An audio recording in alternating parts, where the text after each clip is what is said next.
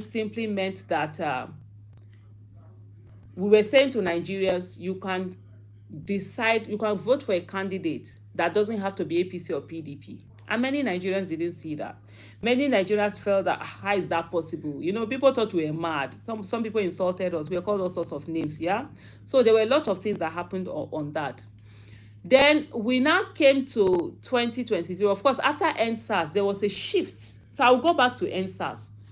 What happened with NSAS was that we had a demography that one did not experience military rule the way we experienced it.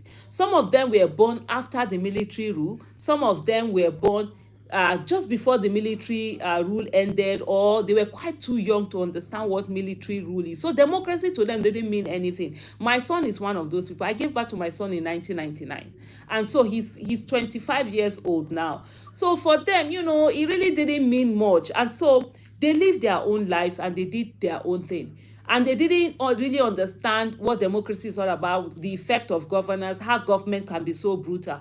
So when they did the 2020 protest, the NSAS protest, and then people were killed, they realized how brutal government can be. And then they decided, you know, they wanted to be more interested in governance. So that came to 2023 election. You saw all of that with the obedient movement. And so for me, the thing was that, wow, this was something that I didn't expect to see in the next 10 years. Because from shouting red card to APC and PDP and people calling you are mad, to those same people that say you were mad, they are not the ones who are now coming out, you know, to now actually say red card to re-show the red card to APC and PDP. It was amazing. And people came out, they rallied around, they were creative, they did all sorts of things, all the things that needed to be done. And right now we've seen that the more the old class politicians really don't have strategy. They don't have anything other than the money that they use and then the violence that they invoke. And so we had people who were not interested in politics. So seeing Nigerians galvanized, coming together, united, you know, and going for a candidate, for me that was really beautiful. And even though the elections were stolen, yes, the election was rigged, Mr. Peter Obi won that election and everything. For me, I still take out of it the fact that, wow, the amazing things that Nigerians could do. And of course, it's to continue to do that until we're able to get that good leadership that we are all yearning for. So after the election, what happened next? Going to the courts and the courts ruling, and how did you see the way Peter Obi and that campaign, how they handled that period? Do you think that was the best path to follow? Absolutely. For me, that was the best part to follow.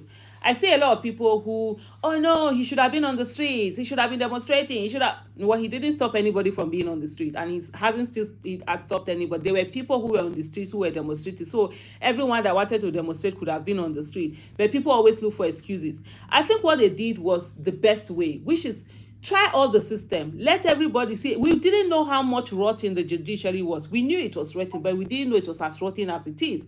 But now, I think almost every Nigerian of voting age have an idea of how rotten it is and how rotten the system is. And so the first thing that you need to do, of course, is to bring knowledge to the people, for people to have an understanding. And that's what Mr. Peter Obi did, which was to go through the system and let the people see how flawed that whole system is all about. For me, that was the best way to go. For others who keep thinking, oh, you should have been on the street doing what? Because people always romanticize, oh, be there. And you see most of the people who are saying, oh, he should have been on the street, you'll be the one, will be the last to be on that street, when even if he had gone to the street. But for me, I think the way they handled it was well. I handle it within the ambit of the law. There are some people who keep, oh, how can you have 8 million voters and you did not use that to be on the street? He's not desperate to be president, and he's not looking to put people's lives in danger. And one of the things is that Mr. Peter Obi is a servant leader, and that's one thing I've known about him. And I will share something with you.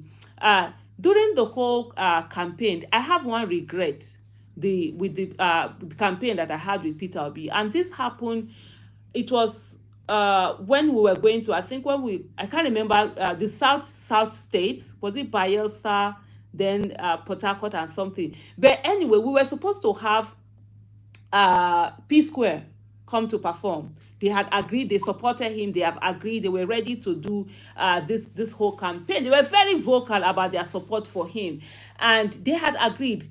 We had looked for gotten the private jet, gotten someone to get a private jet for us that was going to take them to, I think whether it was Bayelsa, the first one. No, it was not Bayelsa. I can't remember the state now, but the one before Peter Obi went to Port Harcourt, they were ready. But Peter Obi was like, he didn't want, and that's, he did not just with the log, he didn't want, this, how Nigerian government can be. He didn't want them to be in a position where they'll be vulnerable. So it was like, we're like, no, they are ready to do this. They've accepted. They are public with it. He kept dragging. I literally spent 8 hours back and forth with Mr. Peter Obi, sending him message. I did one long, me that I don't even like writing, I did one long episode to write to him why it was okay to allow P Square to come and perform. And he was like, no, I don't want them to use this against them. I don't, blah, blah, blah. And for me, and I've said it to Mr. Peter Obi, I said, the next time something like this happens, I'm going to make a decision. I'm not going to wait for you. Whatever it is, I will bear this thing. Because I kept waiting. At the end of the day, we had to cancel that particular one. And that's where even the P Square themselves, they came out public to say, oh, they are no longer going to be at that show. So when they were going to Port Harcourt, they didn't tweet it out until they got into Port Harcourt. But I felt that also, and then when they got to Port Harcourt, a lot of people didn't even know they were coming and stuff like that. So for me, I always say that's my one regret, because I would have taken that decision. I had already planned, I've gotten everything. I've gotten someone who got us a private jet. I was going to take them. They even had something they were going to do in Lagos before going back. They were ready to do these 3 states.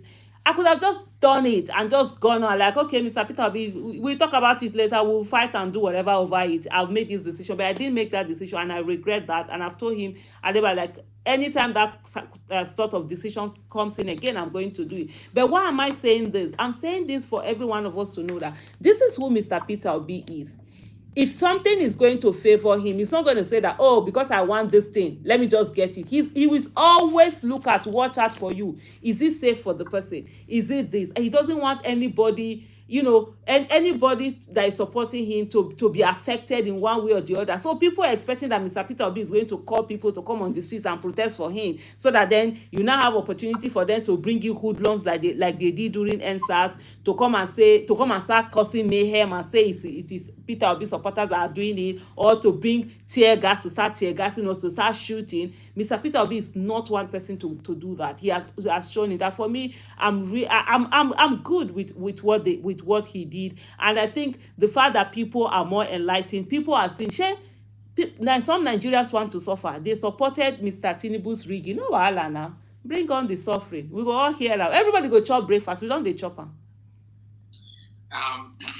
We had on this show the leader of the chairman of the party, Labour Party, came here.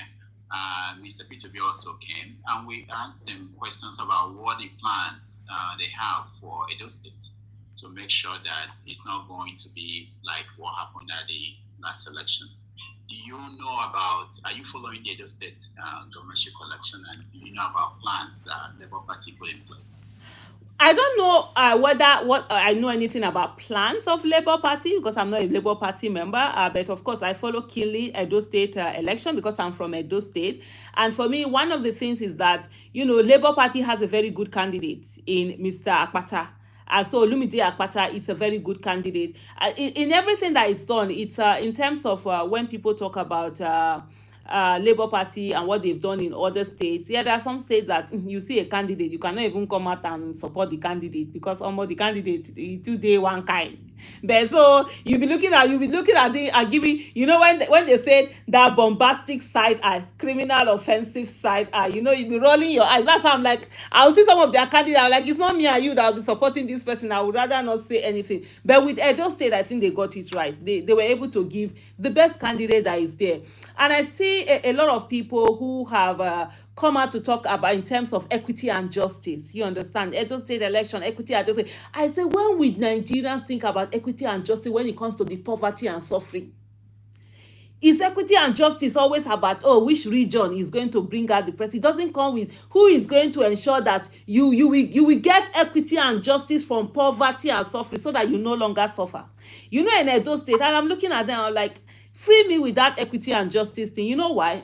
I'm a Muslim in Edo State. I'm a woman, a Muslim. A Muslim has never been governor or deputy governor. In short, I've had people on my timeline who say to me, a Muslim can never be a governor or deputy governor in Edo State. I'm a woman. A woman has never been a governor or deputy governor in Edo State. Oh, does that mean equity and justice doesn't come to gender? How is equity and justice you having to continue with a PDP that has failed you? How is that equity and justice? How is equity and justice when you're thinking about if it's APC that has failed in every ramification that you can think about? But I think, and I think one of the things is that Mr. Olumide Akpata is a fighter, and he's someone who is very strategic. If you followed his when he was before he became NBA, what do you call it now, NBA president, there was a lot of drama. People felt that, oh, he couldn't be he's the first non-son to become an NBA president. He was not married at that time. There was a lot of, drama going on, but he works on, he stays on the matter, and the thing is, a lot of people underestimate him, which is a good thing, and they keep doing that. Even before the primaries within the Labour Party, they did underestimated him, but he's someone who has really been going on, and for me, I'm really excited about it and about Olumide's candidacy, and I think it's high time for Edo people to leave the sentiments of tribe and region aside and really focus on competence and someone that will not have baggage. If you vote for Olumide Akpata, it simply means that he would know that he was voted for because the people wanted him. You vote for any other party, especially those two major parties, the APC and PDP, they will always tell you it was their structure that got it. And you want somebody that whose loyalty first and foremost will be to the people rather than the structure in the party. And you don't want anybody that will come that will have their own baggages. We've seen what is happening in River State. We've seen what's happening in Kaduna State and all of that. Edo State have suffered so much. Let us get equity and justice from suffering. We no come this world, come carry suffer head for our head. May we throw away, may we look for equity and justice for suffering. Vote man wey be say if we draw in air, go no say na Edo people vote for. No be the one wey dey carry shoulder for us, tell us say na party structure bring am come. Wow, we for the 2 minutes into the conversation, we've not started, and people want to ask you questions. So what we're going to do is I will let people in about, let's say, 15 minutes. Mm-hmm. Already there's a question on the comment section I wanted to maybe address before we continue, otherwise I'll forget about it. Someone wants to know if he wants to know if you regret supporting Buhari. Absolutely not. Let the person hold on. Absolutely not. I do not. See, let me tell you something. For those who don't know, maybe they need to go to my 2015 Twitter handle and go and read the comment. I was never Buhari's friend. And I've always said it, I don't need to like you to vote for you. I'll look at what is on ground. What are the things that need to happen? Jonathan was a failure. Not only Jonathan was a failure, well, Jonathan was a disaster. And I think a lot of Nigerians, over the time, they keep romanticizing Jonathan. In no time, they will start romanticizing Buhari because Tinubu is failing more than Buhari. Let me tell people, I did this challenge and I said to people, tell me one thing that Buhari did that Jonathan did not do. Tell me one. And I'll start by giving them example. Some people will say that, Jonathan killed protesters. And Buhari killed NSAS protesters. Guess what? Jonathan killed Occupy Nigerian protesters. He sent police to them. People were killed for protesting that the fuel subsidy was removed and the fuel price was increased. Buhari sent in was this DSS? No, it was DSS went to attack National Assembly when this person was acting president, Osibanjo. Guess what? In 2014, Jonathan sent police to the National Assembly. They attacked the National Assembly. They locked the National Assembly. They tear gas a sitting House of Rep speaker, Aminu Tambuwal. In the case of when it happened when Osibanjo was the acting president, he actually now he sacked the DSS chief. In 2013, because I see a journalist that comes to say that he was able to return to Nigeria in 2013, and so because of that, Jonathan is the best thing after jollof rice. In 2013, you are a journalist, Mr. Rudolph. If I'm wrong, please let everything I'm saying, let them be fact checking it. Oh, me, I don't say anything without facts. In 2013, 4 these day journalists were arrested by Jonathan because they wrote an editorial on him that wasn't good. Even this person, what's his name now? Oh, the man that was in labor, Doyo Okukpe, came out to, to write about how what they did was right and all of that. That's it. I think it was in 2014 also. Soldiers were sent to go and pack to attack newspaper stands, vendors, and pack away all the newspapers and destroy it. In a democracy that people died for. Jonathan wanted to turn our head backward. Some people are sitting there and telling me that, oh, a life was good during Jonathan. It was good for you. It wasn't good for the people that were killed. When on the 14th of April 2014, the same day that Chibok girls were abducted later in the night, there was a bomb blast at Nyanya. Scores of people died. Jonathan went there, visited the office. From there, he went to Kano, and then he did what? He was dancing. February 2014, before then, there was killing, Buniyadi killing. Children in school were slaughtered. As in, I know of a girl, Ummi, whose brother was slaughtered in front of her eyes. Yet, Jonathan did not say a word about that until a year after, in 2015, when Bring Back Our Girls movement, commemorated that anniversary, that particular day. 48 children were killed, 40 school boys. So a terrorist came in to their what do you call it now, into their school while they were at the assembly and blew his and killed 48. Jonathan did not say a word. He went on that day to go and do his declaration. 2,000 people were killed January 2015 in Baga. Jonathan did not say a word. I think the same day or a day after, Charlie Hebdo happened, where 2 or 3 people were killed in France. Jonathan wrote a statement to them. Even Malema of South Africa had to now write, and he called Jonathan the most irresponsible president. How your own people were killed. I could go on and on. Immigration. How many people were killed when they did that job immigration? The people were telling him to start. Is it Abamoro? He refused to do that. People were being killed. Jonathan said it was the fringes. He didn't care. He didn't do anything. And then people are coming to hey, by the way, I even forgot this one. You people know, what's that, our former Minister of Information, Lai Mohammed. Lai Mohammed was arrested for loitering. Lai Mohammed was arrested by DSS. Merely Oga, please fact check everything. No, don't believe what I'm saying. I want somebody to come out and say, Aisha, you are a liar.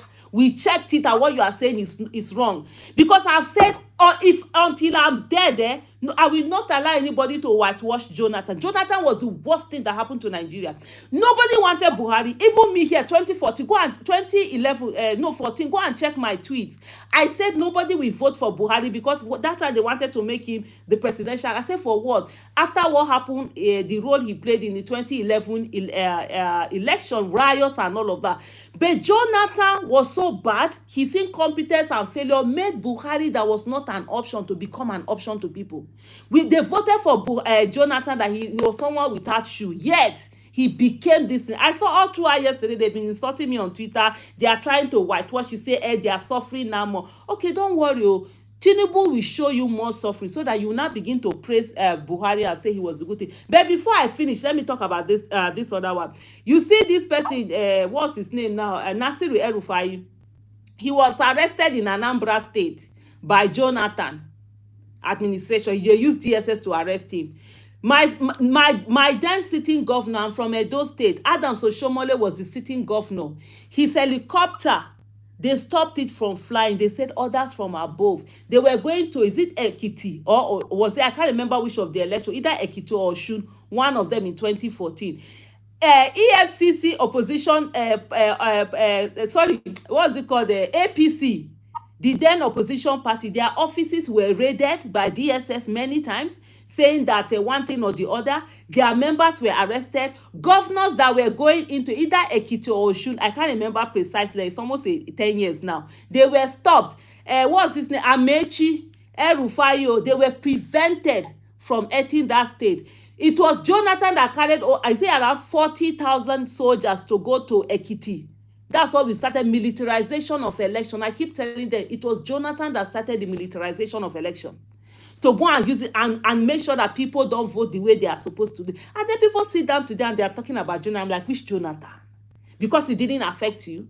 People were dying. Our soldiers had to be running away from terrorists. They entered and ran into Cameroon. They were crying. They said equipment were not being given to them. They were sharing money like no man's business. Corruption was ongoing. And people sit down and they are see, let me tell you something, Rudolph. If today is March 28, 2015, Aisha Yesufu, I will still not vote for Jonathan. Simple as ABCD. All right. We will get people to join us in 10 minutes, but let me just ask you this question. When Peter Obi was here, he talked about the harassment he's been receiving, things like his phone is being tapped everywhere. He didn't mention specifically about most of them, but have you been receiving any kind of harassment from the government because of your role in Labour Party, the election of the Labour Party? Me, they've always harassed me from 2014 now, so there's nothing new. It's just Mr. Peter Obi that will say, welcome to the club. But on a very serious note, Mr. Peter Obi has been going through so much, and he doesn't talk about them. And for me, it's not in my place to talk about anything that he hasn't spoken about. But I can tell you that many people will not understand. He's one person who is very strong. Mentally and emotionally, everything that can be used to break him down, they've really tried it, and it's crazy. It's crazy, but he get coconut head, so that's just what I would say. And he's not phased. He's not phased. They use everything. Is it family? Is it friends? Is it trying to? If Mr. Peter Obi is going anywhere in the country, it's a problem to them. He's traveling is a problem. Whether they think that he's just going to go away and disappear, now still in election. Una read them out. The guy no say anything. He's continuing with his business. Yeah, they are the ones who are afraid. And I think more and more is the fact that they are seeing how his popularity is growing more than ever. There are a lot of people who know that Peter Obi was the most competent candidate, but they felt that, without the structure, so because of that, they chose rather to vote for PDP. And now they are saying that, okay, this man can do it. So all of them, they are really afraid of all of this. But in my own case, I've always gone through that, even before joining Labour Party. So my joining Labour Party really has nothing to do with it, but more of my vocal stand. Because I no send any government. Even Mr. Peter Obi wey dey there. So if he enter government, when he enter government, begin dey do anyhow, we go drag am like small gen. We no dey fear anybody. And I even said it today. Like I said to people, I said, look, for me, for me, all I want is who is it that will give Nigeria the best at any election. 2011, I refused to vote for Jonathan. I refused to vote for Buhari. I voted for what's his name now? What's this man's name that is who is the one they call NSA? Oh, sure. No, NSA. No. The chief, what be national security? Nuhu Ribadu. Oh, Nuhu Ribadu. He was the one in was it AC? I can't even remember the name of Ribadu. But in short, let me tell you a small story. The first time I voted was in 1993. I voted for MKO Abiola. So when that election was cancelled, it pained me. Because 1993, I think I was 19 years old. And I was so excited. Now I can vote. I can decide who becomes the president of Nigeria, blah, blah, blah, blah, blah. We stayed on the queue, everything. They now cancelled the election. So I vowed that I will never vote again in Nigeria. So 1999, I refused to vote. 2003, I refused to vote. 2007, I refused to vote. 2011, Nuhu Ribadu was not. I said because of Nuhu Ribadu. And he had done so much in EFCC. He was such a courageous man, all of that. I said, yes, now we'll get someone that really can work. And I was campaigning for him. I didn't know him other than his work, of course, as EFCC chairman and all of that. I was campaigning. People wanted to vote for Jonathan. People wanted to vote for Brian. I said, none of them. These people, at the end of the day, of course, he didn't win. So I've never voted based on whether somebody will win. I always look at who is it that I think can be best for Nigeria. If today Nuhu Ribadu is voting, God forbid, me, we campaign against him. I will not never, I will not vote for him. That's one thing for sure. For me, it's not about any, it's about who do I think is the best for Nigeria. And with the 2023 election, it was Peter Obi. And I will stand there and I will give that best that is supposed to be. I'm not one that I will never support failure. So even if Mr. Peter Obi gets into office and he begins to do anyhow, I will not be one to vote for him. I will even campaign against him. That's for me, it's all about Nigeria. But I know Mr. Peter Obi is someone who really loves Nigeria. He's someone who cares. He's someone who feels the pain of the people. He's not someone who is looking for what to eat or some power. He just feels, and for me, that's the biggest thing I'm looking for in anyone, which is empathy. And let me just quickly add this one on the issue of Buhari, to say that a lot of people are, oh, we know who Buhari. You say, look, let me tell you something. Buhari is with someone who delegates.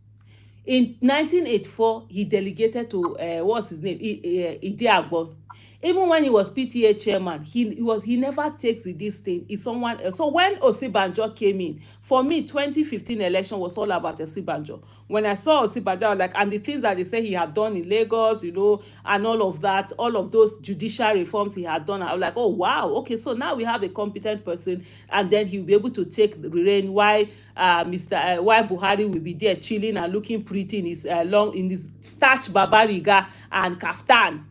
But unfortunately, he delegated to, the wrong set of people, those his CPC people and whatever. And then we now had Osibajo. I don't know what he was doing there. For me, I don't have issues with Buhari, because for me, as Alkosa, Buhari has never really been the same. It was Osibajo that I have issues with, because Osibajo was the reason why a lot of, for me particularly, I've never hidden it, voted for APC ticket. Osibajo, if people have forgotten, was the one who started the campaign in December 2014. He started the APC campaign, the presidential campaign. He was on meeting with people outside of camp. He was doing that common sense revolution. He was going to Molwe. And I was like, wow, okay, now we're seeing a difference. And then if people that I know, some people are, their own is mischief, go back to January 2015 and see where me, Aisha, was saying, where is Buhari? I was saying, where is Buhari? Osibajo is out there. And I was saying, Buhari is showing arrogance of somebody that feels that he has already won the election. He's not doing the things, that he should be doing. Even when his people were saying he shouldn't go for debate, I was saying, no, that's the kind of arrogance we don't want to see in government. Me, as far as I'm concerned, and I even did a tweet that said, Nigeria deserves better than Buhari and Jonathan in 2014. Okay. So the obedient movement, where would they be? What would they do in 2027? What are they preparing for?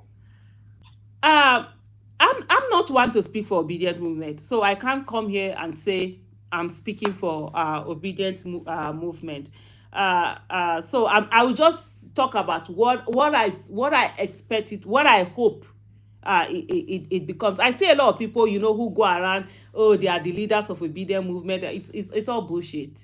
Sorry, don't mind my French. Don't mind my language, whatever. It's all nonsense. There's nobody who is an obedient movement leader. It's something that it doesn't have the kind of horizontal, vertical leadership, traditional leadership, where, oh, there's one person who is the commander-in-chief is telling. No, it's something that has horizontal leadership. So there are people who are leaders on different sector and different side, and then they are coalescing together to form one body. That's what it has been. And so as we go on, and so of course there are a lot of people who are thinking of rallying or putting all of that together, coming together. Well, it's fine and good. But for me, one of the things I keep saying and I was having an argument with someone. I said, look, the real obedient people, we don't even know them. Forget those of us that are known, that are on social media. They are there in the villages and in hinterlands, who are carrying this whole Peter Obi matter on their head. And I always said those are the real when they were doing what is this thing that they call opportunity, threat, what was that thing? SWOT. When they are doing SWOT analysis, yes. I said they are the real strength of the movement. One, they are mostly unknown. People don't know them. So people don't know to go and bribe them or to go and get them to the other camp. They are all there, all working, and they are passionate. They are not waiting for anybody to pay them. They are carrying the matter on their own head. And I've always said that those of us that are even known as the obedient, whatever, Kiniko, we are the ones that are sort of like either threats to the movement, because they can easily buy you out. They can easily bring some money. It's not everybody that can stay away, from money and stuff like that. So for me, what I hope to see is, first of all, people keeping on hope alive. You understand? Keep that hope. Don't allow yourself to say, they rigged the election, so I will go away. Buhari stayed for 12 years to come and give us disastrous leadership. This Tinubu that rigged the election, he has been planning it since when? Some people say for 20 years. They call him master strategy. Omo, we no see strategy. Na nonsense we still, na rubbish. So if you think that you will self-sabotage yourself, or you will self-defeat yourself to say that, because they rig election, I will no longer participate. Omo, when you in 20 years, you will come and participate. And you will be older then, you have more responsibilities and more problems to deal with. So what I will want is for them to stay on. The way Peter Obi has stayed on, if there's anybody that they stole their election, is that Peter Obi. I saw people when we collected money, when donations that they did, when people would say, oh, they billions, Aisha Yesufu, 8 billion, they donated billions. I was just looking at them like this. Mommy, insult not they do anything. See how they glow. If they insult me finish, I go take her like Vaseline, I go rub body. My husband go even look, he say, you self, not the way people they talk. I said, no, they matter to me, because I know it's not the truth. I waited until when we now came to do the to give the statement of account, to show even in that account that we did, 800 million came from Mr. Peter Obi, because those were the part of the money we put together that were supposed to be used to pay agents. And agent, when they do that, they can't say agent, they swap name. They wanted me to be sending money to people. I say more, send money. You will not see it, not on my watch. So this is somebody, and Peter Obi used his money. Those campaigns that you saw, those things, and he put a lot. And yeah, his election was free. He's not paying. It's you, because you did some campaign, you went to vote. That's what he's paying you. So first of all, I want people to stay on, have coconut head. No retreat, no surrender. Giving up will never be an option. And then the next thing, let us begin to form ourselves into polling unit agents. Every polling unit, we should have at least 2-3 people that will stand as polling unit agents, so that when Mr. Peter Obi, if they run again, we are there to be polling unit agents. And let that obedient movement be like that, political force that people will reckon with. And hopefully, see what happens. For me, Labour Party, I see Labour Party, Mr. Peter Obi, he is interested in staying in Labour Party. He's not thinking of moving. I saw, media, they were doing all sorts of permutations. Say, the one I know, even like with whatever conversation, whether he wants to say there. But for me, the thing is that if Labour Party are interested in opening up the party to young people, I want to see where young people will run. I want to see where people that don't have money, where they can run for election. If Labour Party doesn't start that, then if it's another party that comes out, fine and good. If it's to start a new party, fine and good. These are some of the things that will be on the table, because you need to have a political voice. You need to have a political force. But what I would say that they shouldn't give up is to begin to look at this thing, and also begin to look at the only thing, it's also money. What is it that is being done? I would expect by now, if we can have a situation whereby 1 million people, whether obedient, whether citizens, coming together every month to donate 1,000 naira. Guess what that would be? That would be 1 billion naira every month. In 12 months, that would be 12 billion. In 4 months, that would be 48 billion. You can use that to do a lot of election. You can use that to send people to National Assembly, to be senators, to be House of Rep member, to be House of Assembly member, to be councillors, whatever it is. Because at the end of the day, politics is very expensive. You need money for it. And if we allow people to be using their own money, when they get there, they will chop money. It's no longer politics, it's business. So get all of this, is get the money. And then the only other thing that these politicians have is violence. How do we mitigate the violence? That's the question on the table. That's the question that has to be answered. All these agbero now where they suffer, the money where in a shop, where they do what they call a violence, is it there? As now the politician no leave, so you go let them know, because this is the time. You see now some people come to me, oh Aisha, I need money for this. I say the money wey you collect during the election, make you shop am now.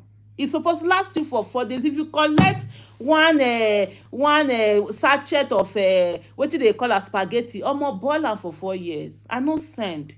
Some people like, you know say if you get God, I say if God no curse you, say you no help yourself, God no go curse me because I no help you.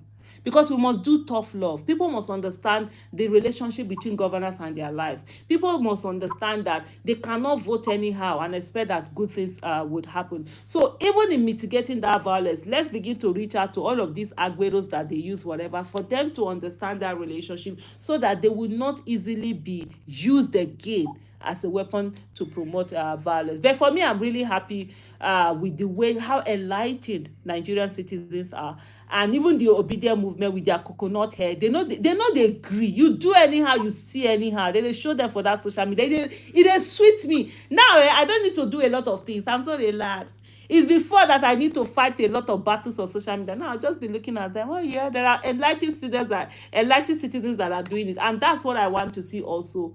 My goal is to be able to push for a lot of people to get into political positions and be doing the right thing so that I can just go home and be chilling with my baby boy. All right. There are still so many questions, but we have to let our people to be involved in this. Let me when I bring you in, please go straight and ask your question. No commentary, so that we can get a lot of people. I know that it's difficult for our people, but we will try again as we do every Sunday here. All right. Mazi Prince, you're first. Yeah. Did you actually say no commentary, really? Because Aisha deserves accolades.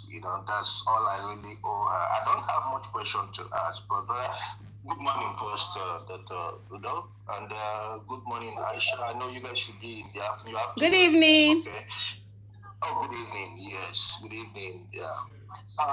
My question goes this way.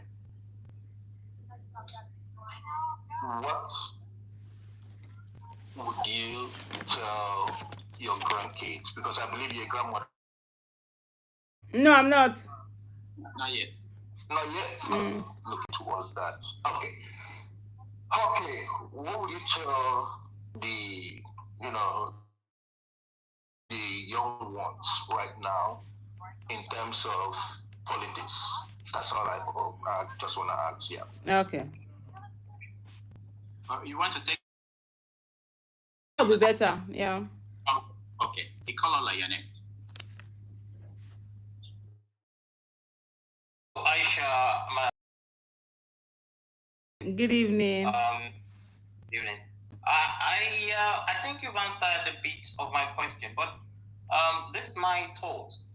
You have actually said the move forward is enlightenment of the people, such that they could know what to do in the next elections. Because at the end of the day, I don't really blame those who maybe voted in the man we have now.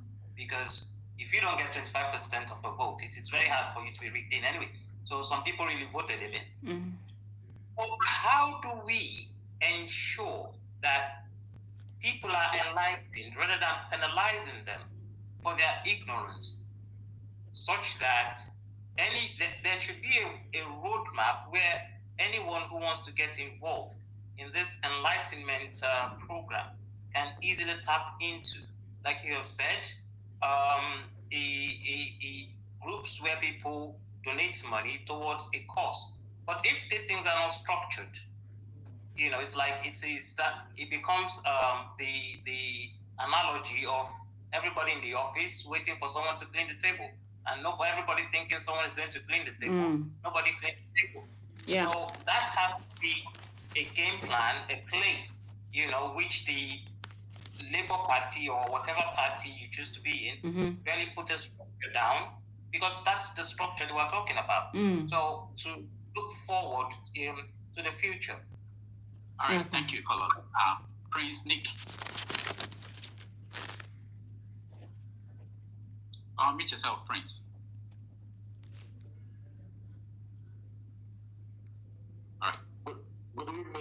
Aisha Yesufu. Good evening. I want to thank you for your advocacy for a new and better Nigeria. Thank you. And my question goes, do you have any plans to run for office? Mm-hmm.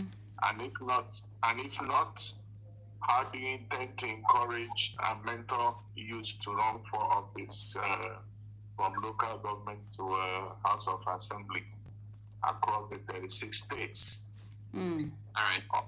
Also, what are your plans and strategies going forward to engage the diaspora people in trying to achieve that? Mm. Okay. Thank you.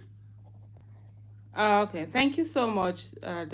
Just trying to write the last question down. Okay, the first question I got, I think, is what would you tell the young ones in terms of politics?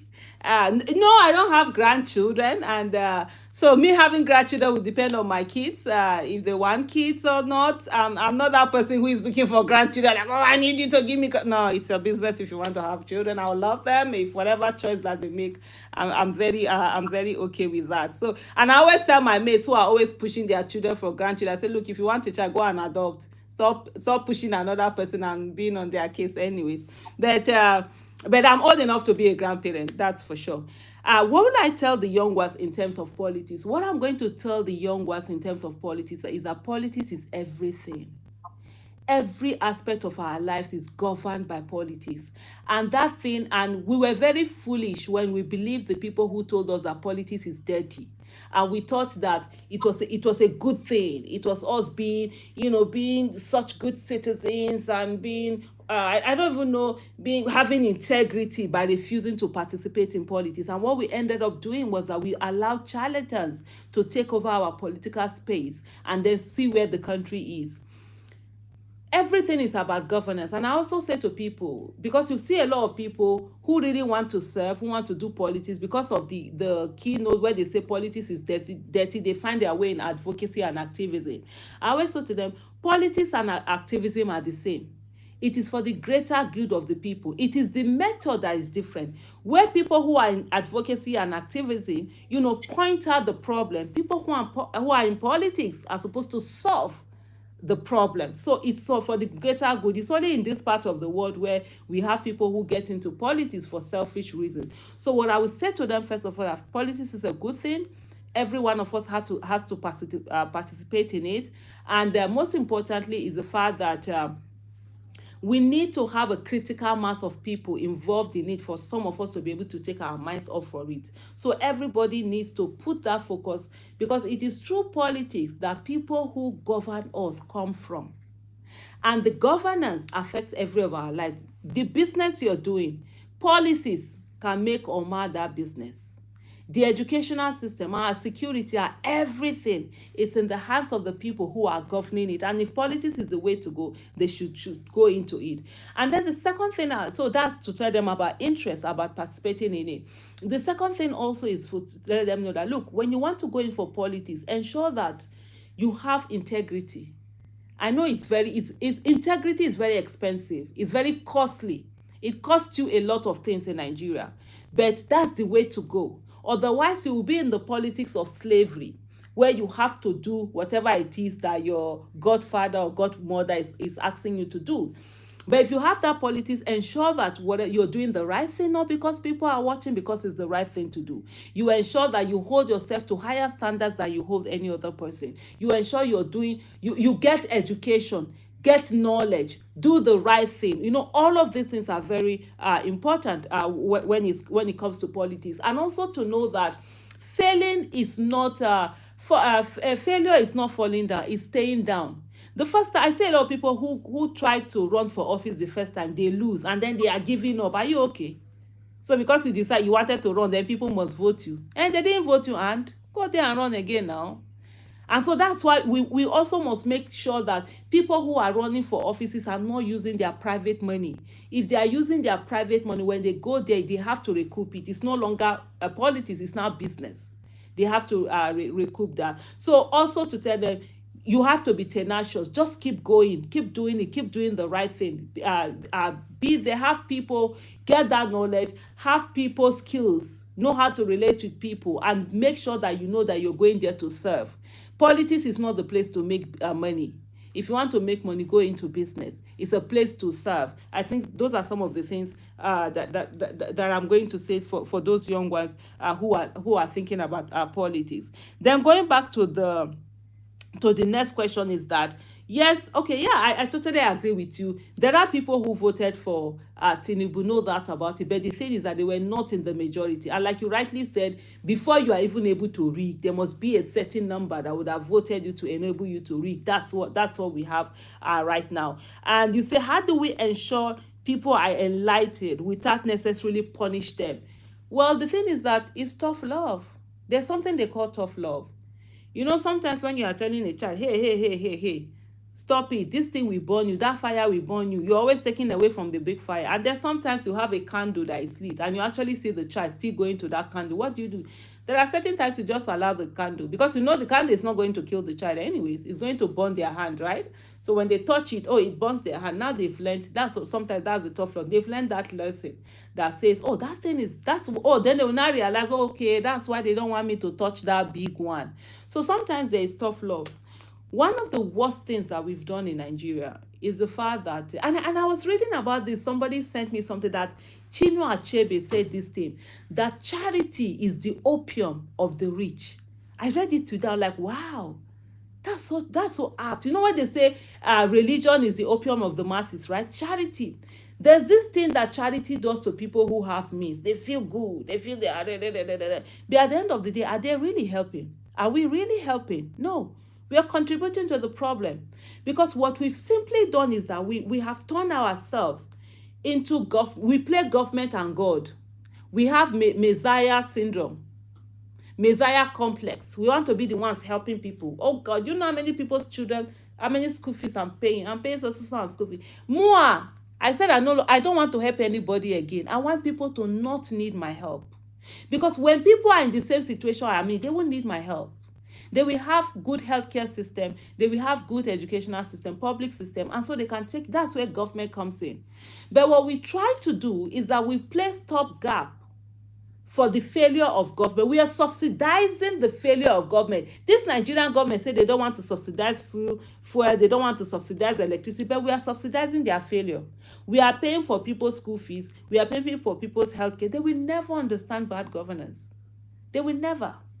So when you're talking about, they don't know, because they don't know that there's relationship between governance and their lives. So we need to allow people know there's relationship between governance and their lives. So in that way, they begin to know, okay, so who the people going into office, how do we get them? There are people who are always surprised that when they run for office, that some people don't vote for them. After all what I've done for the community, I've been paying school fees for so number of people. I saw someone who was in, I think it was the Labour Party, Bayelsa State Labour Party gubernatorial candidate, who said that if there was a woman that he has been paying her child school fees, that the woman voted for another candidate after they gave her money. I said, why not? She won't vote for you because you are to her, you are a philanthropist, and she doesn't want you to become a politician, because politicians, when they get into office, they don't help the people. So in their mindset, politicians don't help. So they will rather vote the politician that doesn't help. I will not vote for it so that you keep helping them. So there's a place where, and I even say that to Nigerians in diaspora. Look, and I think that's the question also that comes to Nigerians in diaspora. Like, look, I'm sorry to say this, so for those of you that are in diaspora, the most foolish set of Nigerians are Nigerians in diaspora. And I will repeat it again. Maybe somebody will say that Aisha did. Maybe I did. You heard me right. I said the most foolish set of Nigerians are Nigerians in diaspora.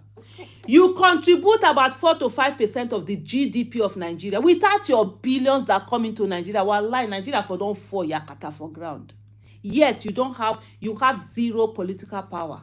They don't allow you to vote, but they need your money. Even during Buhari, Mayfele was saying that, be sending him money, they will be giving. There was one thing they were doing, whether that kalo they do, if you send in something, they will give you so naira, because they need your money. Go and check when diaspora remittance fell down, how it affected Nigeria. But yet, see what happens. All the time you stay there, We have citizens here who, some of them don't vote, they don't make demands. Even when you're telling them to vote, they say no, this and that, but they are always calling you to ask you for money. And with a sense of entitlement. I saw a tweet that a lady did the other day. She said, was it yesterday, before yesterday, I think she did that tweet, that someone asked her for money, so she sent the person 10K. 2 hours later, the person updated, UK people and 10K sha. Yeah, because you've enabled people.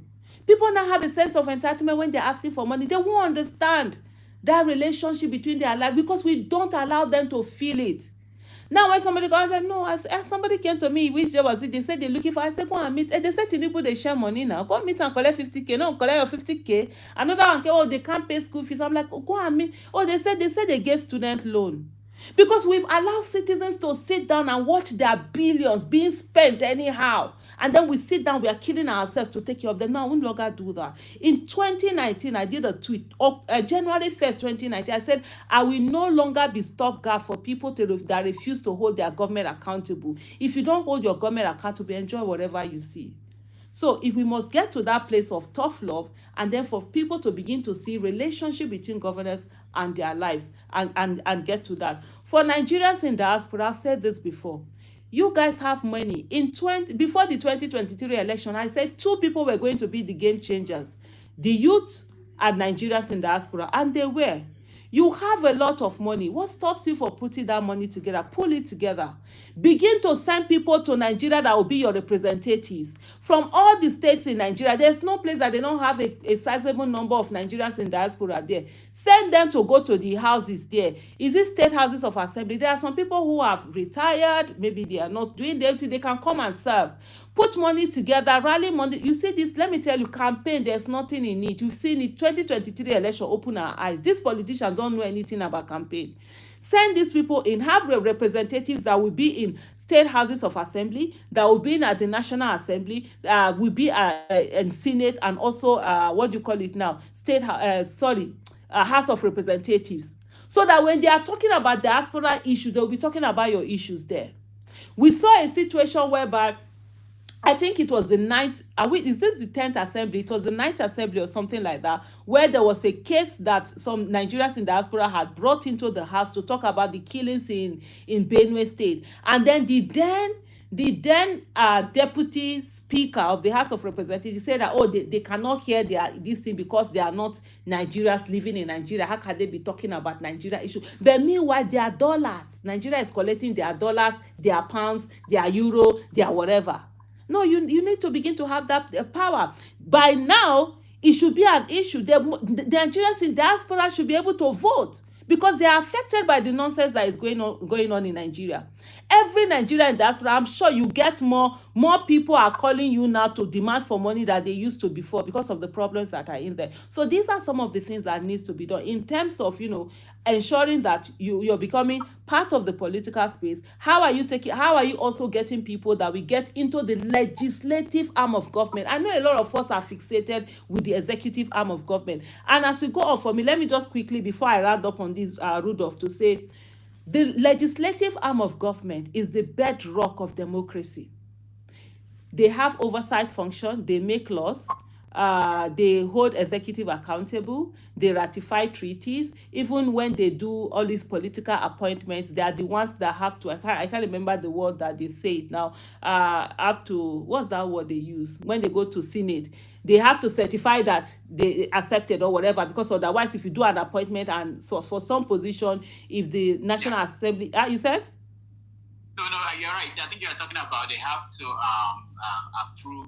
Yeah, there's one word they use. I always forget that word. I don't know why. Old age, anyways. So, but you see, so with all of this, that tells you the power. The legislative arm of government is actually more powerful than the executive. Of all the 3 arms of government, the executive is the weakest. The only thing is that they have money. Unfortunately, in Nigeria, they get longer throat. It's the money that is controlling them. The legislative arm of government can shut down a government. There's nothing you do that it's supposed to pass through them. They make laws, they do all of that. So if we're able to get more people to get in there, people that are patriotic, people that are not hungry, people that have second jobs in this politics, we must have people with second jobs that be the ones going to politics. Because what we have right now are people who politics is their only business. So they all have a sense of a means of livelihood out of politics, and it's really been, a major problem. So I think I'll just stop for now here. But you know what will happen, Rudolph? Please just give me like 30 seconds. I need to go and pick up water. No, let's take a break. Let's take a break. Okay. We'll come back and then. She didn't answer all my questions. Okay, yeah. What's the other question? The other one is I said, would you? Oh yeah. So I'm so sorry about that. Yes. Let me. I think, do you have, okay, yeah, do I have any plans to run for office by 2031? That's when I want to make that decision. Absolutely. If there's any place I would serve, it will be me running for office. But currently, right now, I don't have that plan. Because for me, I want to focus on getting more people. I don't just want to focus on Aisha Yesufu. I want to focus on getting more people into that political spaces. And I don't want the place where I'm running for office. I have a lot of people who say to me, even this recent, oh, run to be a Edo State deputy governor, run to be this. For now, it's not something that I'm doing. From 2021, I made up my mind. I'm going to give myself 10 years in terms of growth, in terms of, just working on myself. If I now want to run by 2031, definitely by 2031, I can do that. But yes, it's on the table. I can run for office. But one thing that I've always said I will never do, and I'm repeating here, appointment, I know they do that thing. Whether to be minister, to be clinical, to be, and God forbid, I know if you do yes to anybody. I've never worked for anybody. I've always been a businesswoman. But I think running for office, yeah, it's something, but it's not something that I'm thinking about doing right now. But it's what for me, I want to do. I want to be more involved in party politics. You understand? Because that's where we have the biggest problem.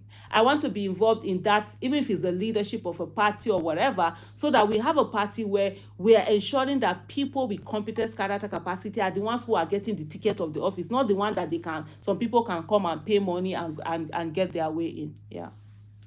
All right. Thank you, Aisha. We will take a break. When we come back, we'll continue this question and answer session. So how many minutes break is it? 5 minutes or more. Okay, fantastic. So yeah, thank you. Oh.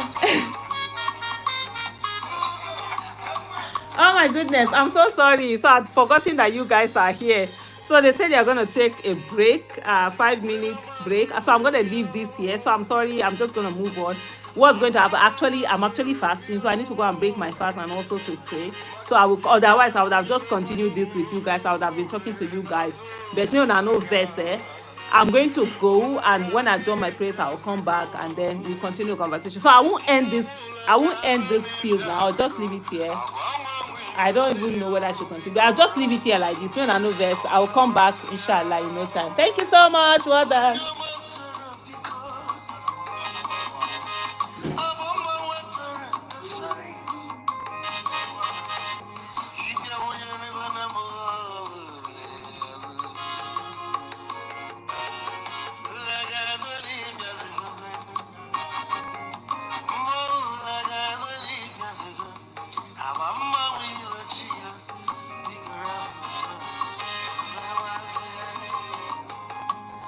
Mazi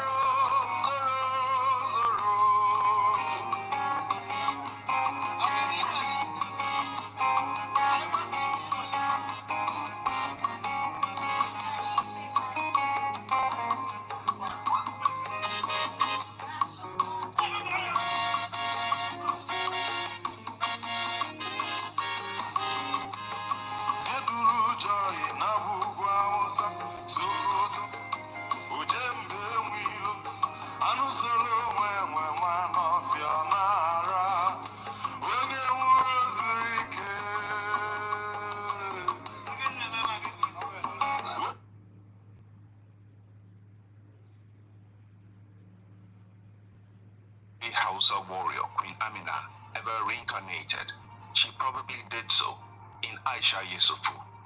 For a woman who does not want to be labeled, Aisha Yesufu's passionate advocacy for social justice started early in 1991.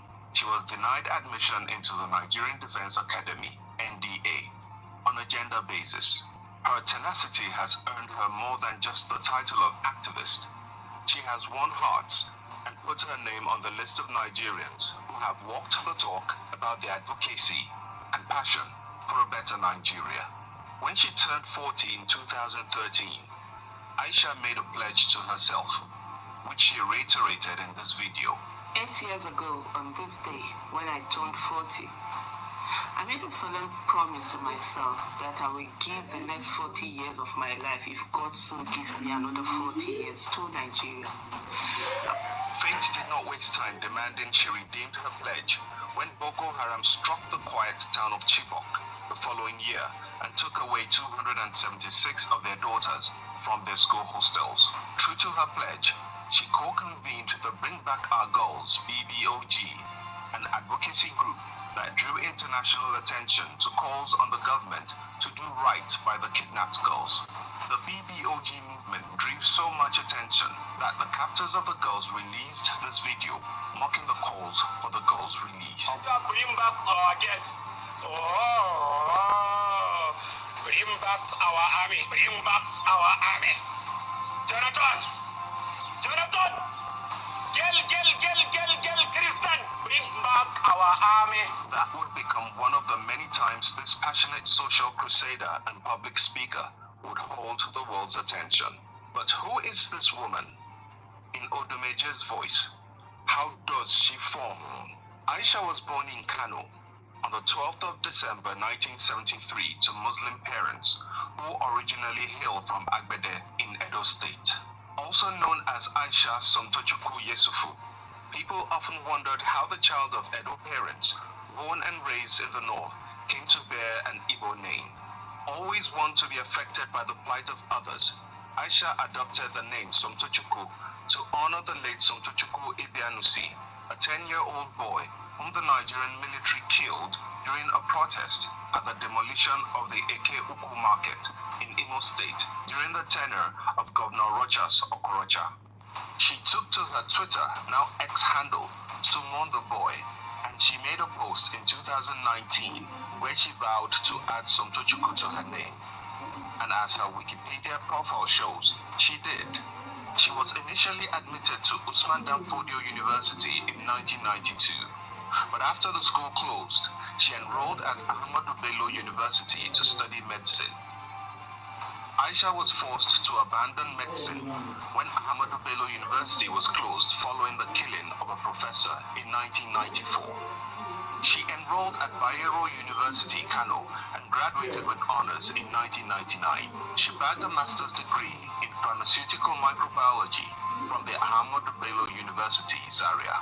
Aisha has this to say about how she met and married her husband, Aliu Osigwe Yesufu, in 1998. My husband can say this, and honestly, I wouldn't be bothered. I did see him, I fell in love with him, and went after him, and it took 8 months for him to come around. 8 months later, we were married, so it was a 16-month project. From December 13th, 1996 to April 17th, 1998. I was 23 and he was 35 when we met. I do tease him that Nasoy for me is better thing to say no shooting shot. Also, whenever I tease him about taking long in making decisions, he's quick to remind me that that's why I met him single. The couple has 2 children, Amir and Alia, and celebrated their 25th marriage anniversary in April 2023. Upon graduation, however, this microbiologist hung her coat and went into business. Her passion for financial freedom and literacy led her to establish Citizens Hub, a non-profit advocacy group working for financial literacy and increased participation of women and youth in politics. Being financially independent, that was the main topic of last month. So last month we talked about financial independence and how to go about it. A financially independent woman is a very attractive woman.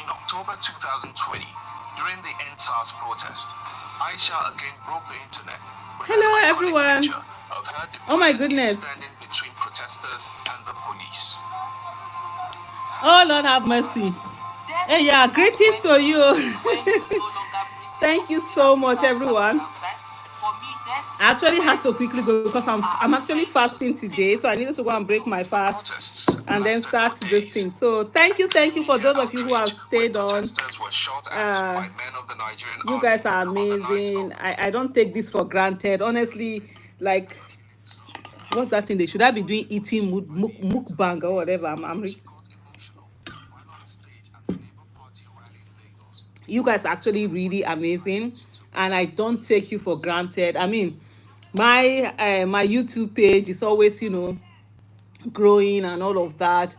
By the way, please, like, what's that, you subscribe if you've not subscribed before and all of that. But it's always so amazing how you guys, just are there for me. I really don't even know how to do a lot of editing. I do everything myself. I do the video, I do the whatever.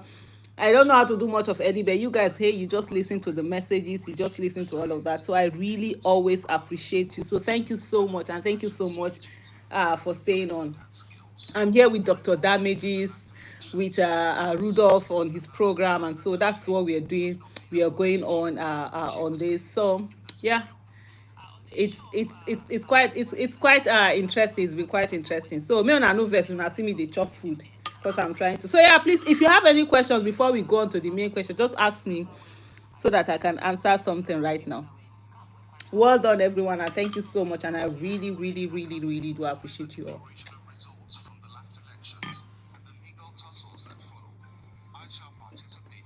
Sometimes appearing in court to stand in solidarity with the Obi team.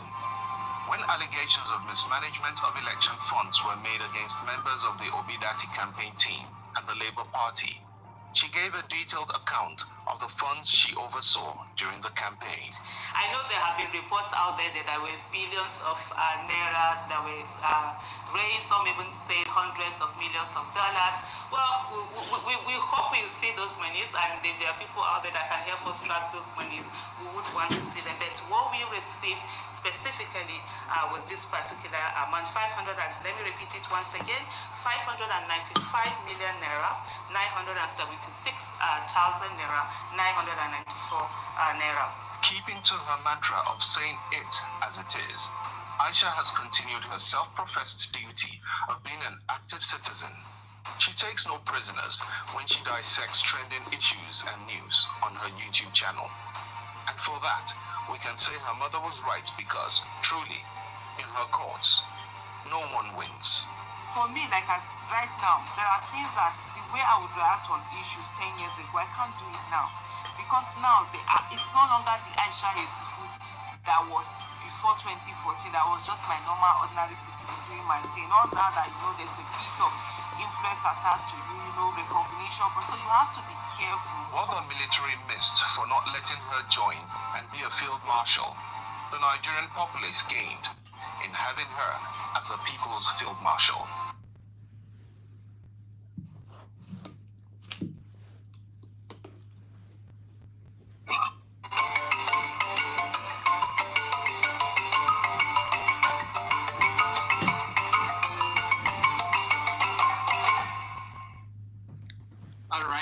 Welcome back, everybody, and thank you for hanging in here. Aisha, welcome back. And thank you so much. We are having a conversation with Aisha Yesufu, and she has been giving us her take on the last election, the Chibok girls, and everything in between. So let's now go to Eagles Air. Eagles Air, you're joining us from India, if I'm correct. Yeah, go ahead. Good evening, everyone. Good evening. I hope you can hear me clearly. Yes. Okay. Rudolph Okonkwo, God bless you for this program. Aisha Yesufu, God will continue to bless you. Amen. For the things that you are doing for Nigeria. And since I'm in backstage, I've been hearing you talking about people in diaspora. So my question is coming from the people in diaspora. That's where I want to ask my own question. popularly known, I know that a good advisor to Peter Obi, the Labour Party presidential candidate. Now, I want to ask you this question. As an advisor to Peter Obi, what is the international policy structure for people in diaspora? What I mean, international policy structure people have for people in diaspora. For instance, a lot of things is happening to people in diaspora, especially here in India. I can tell you from my heart that some people have stayed in the 6 years imprisonment because of visa, expiration of visa. They are staying in prison 6 months, more than 6 months. Some people are in the protection camp more than 4 years, 5 years. They are wasting that place, and nobody to speak for them. Even Nigeria embassy, when you go to them and report to them, they will tell you one story or the other, and they take end that place. So a lot of people are passing through hell here in India. Some people say have died as a result of police brutality. They will be to death. I have 1 or 2 or 3 pictures on video concerning what happened. So what is the international policy to defend people in diaspora so that we know where we are going to follow and back people up in terms of the 2027 election that is coming? Because like you said that the people in diaspora and the youth of Nigeria have a strong base to make sure things work out. Thank you so much. All right, thank you, Eagles Air. Exero, Eunice. Yeah, good evening, Aisha. Good evening. Sorry, there's noise here on my background here, but I just want to ask a question, and Mr. Rudolph, you can put me at the background so I can watch. Yes, I was would I say disappointed in the Labour Party when they were sharing chips, to members of the legislature. You just spoke about the legislators being very powerful people, more powerful than the executive. But yet, the Labour Party members of the House of Representatives did not say anything when they were sharing jeeps. And that leads to my question. We have people who manufacture cars. Okay, we say they're not manufacturing the steel, but they're still making those cars in this country. Nobody spoke up for them. The Labour Party members of the House didn't say, instead of giving us these jeeps from foreign brands, give us the ones made by Nigerians. Nothing of that nature. And we saw recently that some Labour Party members in Enugu State camped to PDP. So I was so disappointed. Please, what is your take on this issue of sharing jeeps? And then the state which Labour Party won has not yet come out publicly. This is Abia State. Dude, they are doing fantastically well. They have not yet come out publicly to say, okay, from now henceforth, all government cars in our states should be made in Nigeria. Please, this is my question. Thank you very much. Thank you.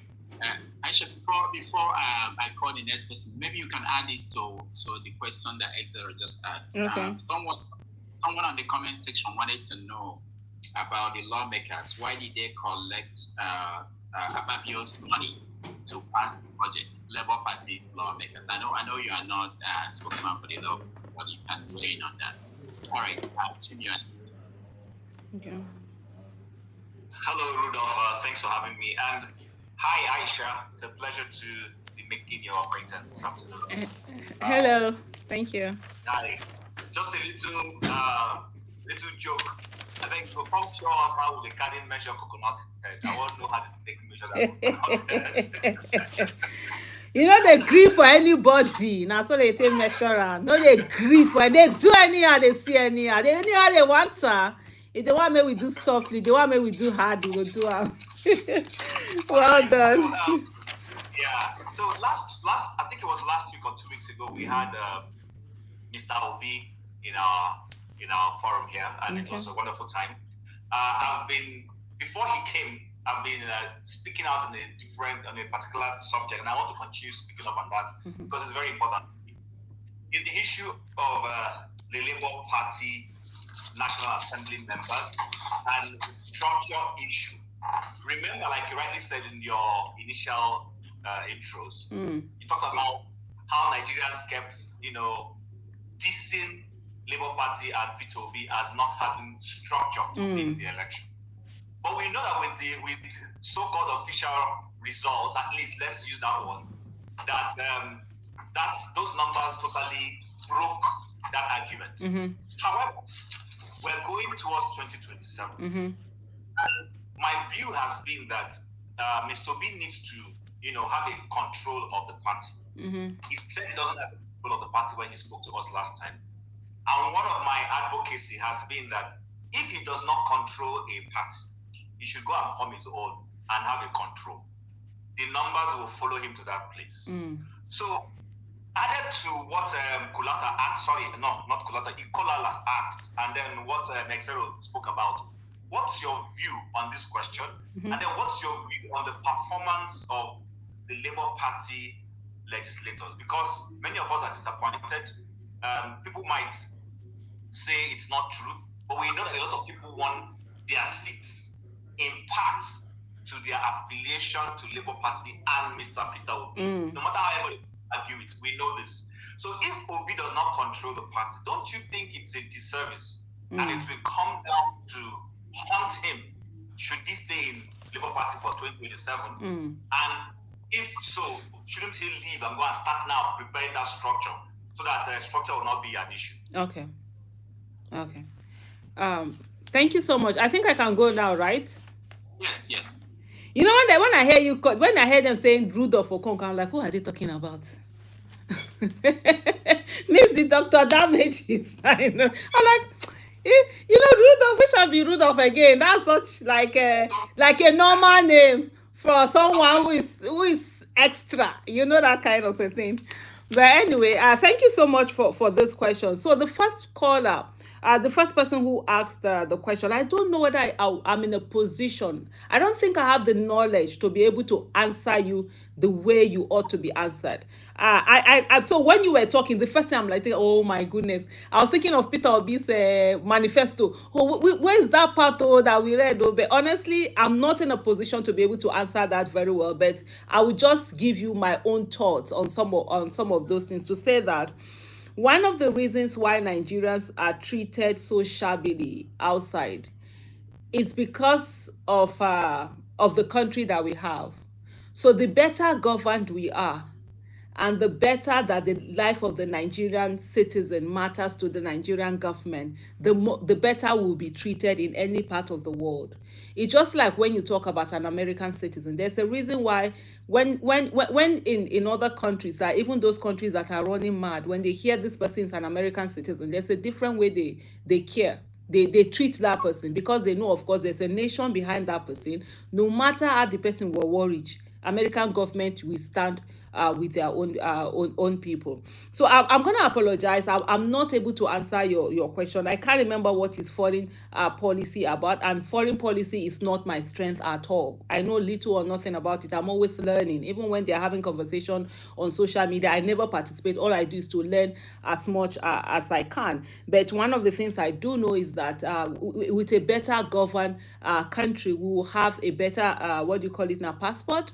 Right now, I think our passport is amongst the lowest, even in Africa. I think we're the last 5, if I'm not mistaken. And so that also translates to how much, you're treated, your own citizens are treated out of the country. And so those are the things I know that, I know he has his own foreign policy, but I'm not in a position to be able to tell you the way it is. And the stories of India, it's really something that has really been heartbreaking. A lot of people have talked about it. I've had people who have reached out to me on some of those issues, and constantly the things that are going on. But I think is that place where every Nigerian life must matter, and we must ensure that our citizens are being treated equally. Mr. Peter Obi talks about that a whole lot, but unfortunately I'm not able to convey his message to you, because it's not something that I'm very strong at. So I will come back to the issue of Labour Party. When I see people who say they are disappointed in the Labour Party National Assembly members, I'm just like this. Did you choose them before? Why you? I get you are disappointed, but why are you disappointed? You didn't choose them. They are accidental National Assembly members. They got in there by virtue of their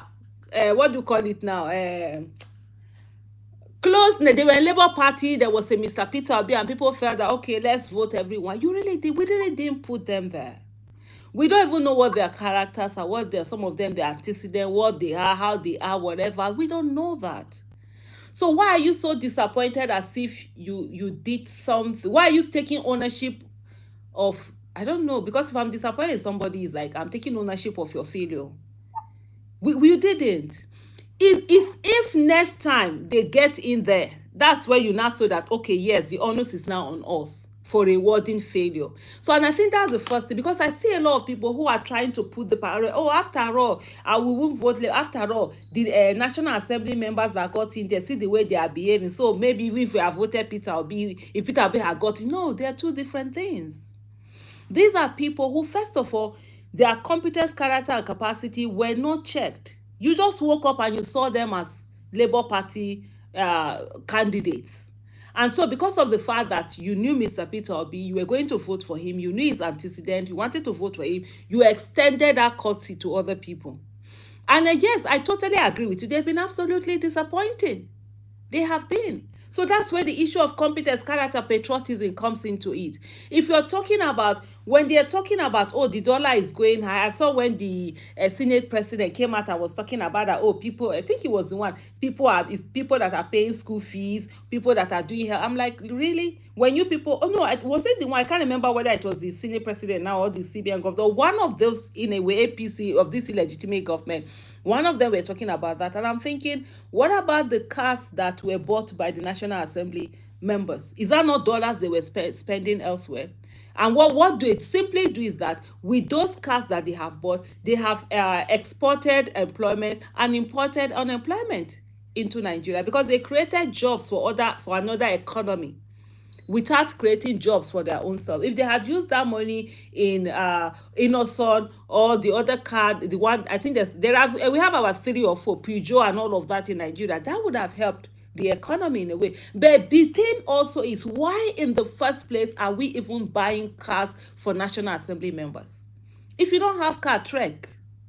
If you can't enter public transport, if you don't have cars from where you are coming, this is the kind of corruption that we should be talking against. We've been talking against this for the last, I think, if I'm not mistaken, 8 years or so. That every of them, they come, they buy these cars, and there are people who have been I'm sure there are people who have been there since 1999 as National Assembly members, and they still keep collecting cars. Every time they keep on changing their cars. Meanwhile, how much is minimum wage? So at this moment, honestly, so the thing is to look at and look at it from the angle of, these people, were they the ones who were actually these people, were we the ones who actually brought them in? It's just accidental. By their virtue of their closeness, they were the beneficiaries of the collective anger of the people, and also beneficiaries of people's support for Mr. Peter Obi. And then they got into office, and they're doing all the things they're doing without actually thinking really of the people's people's welfare. And I think one thing we must never do, let's not take on, especially the supporters of Peter Obi or those who voted for Labour Party last election, don't take on their failure as yours.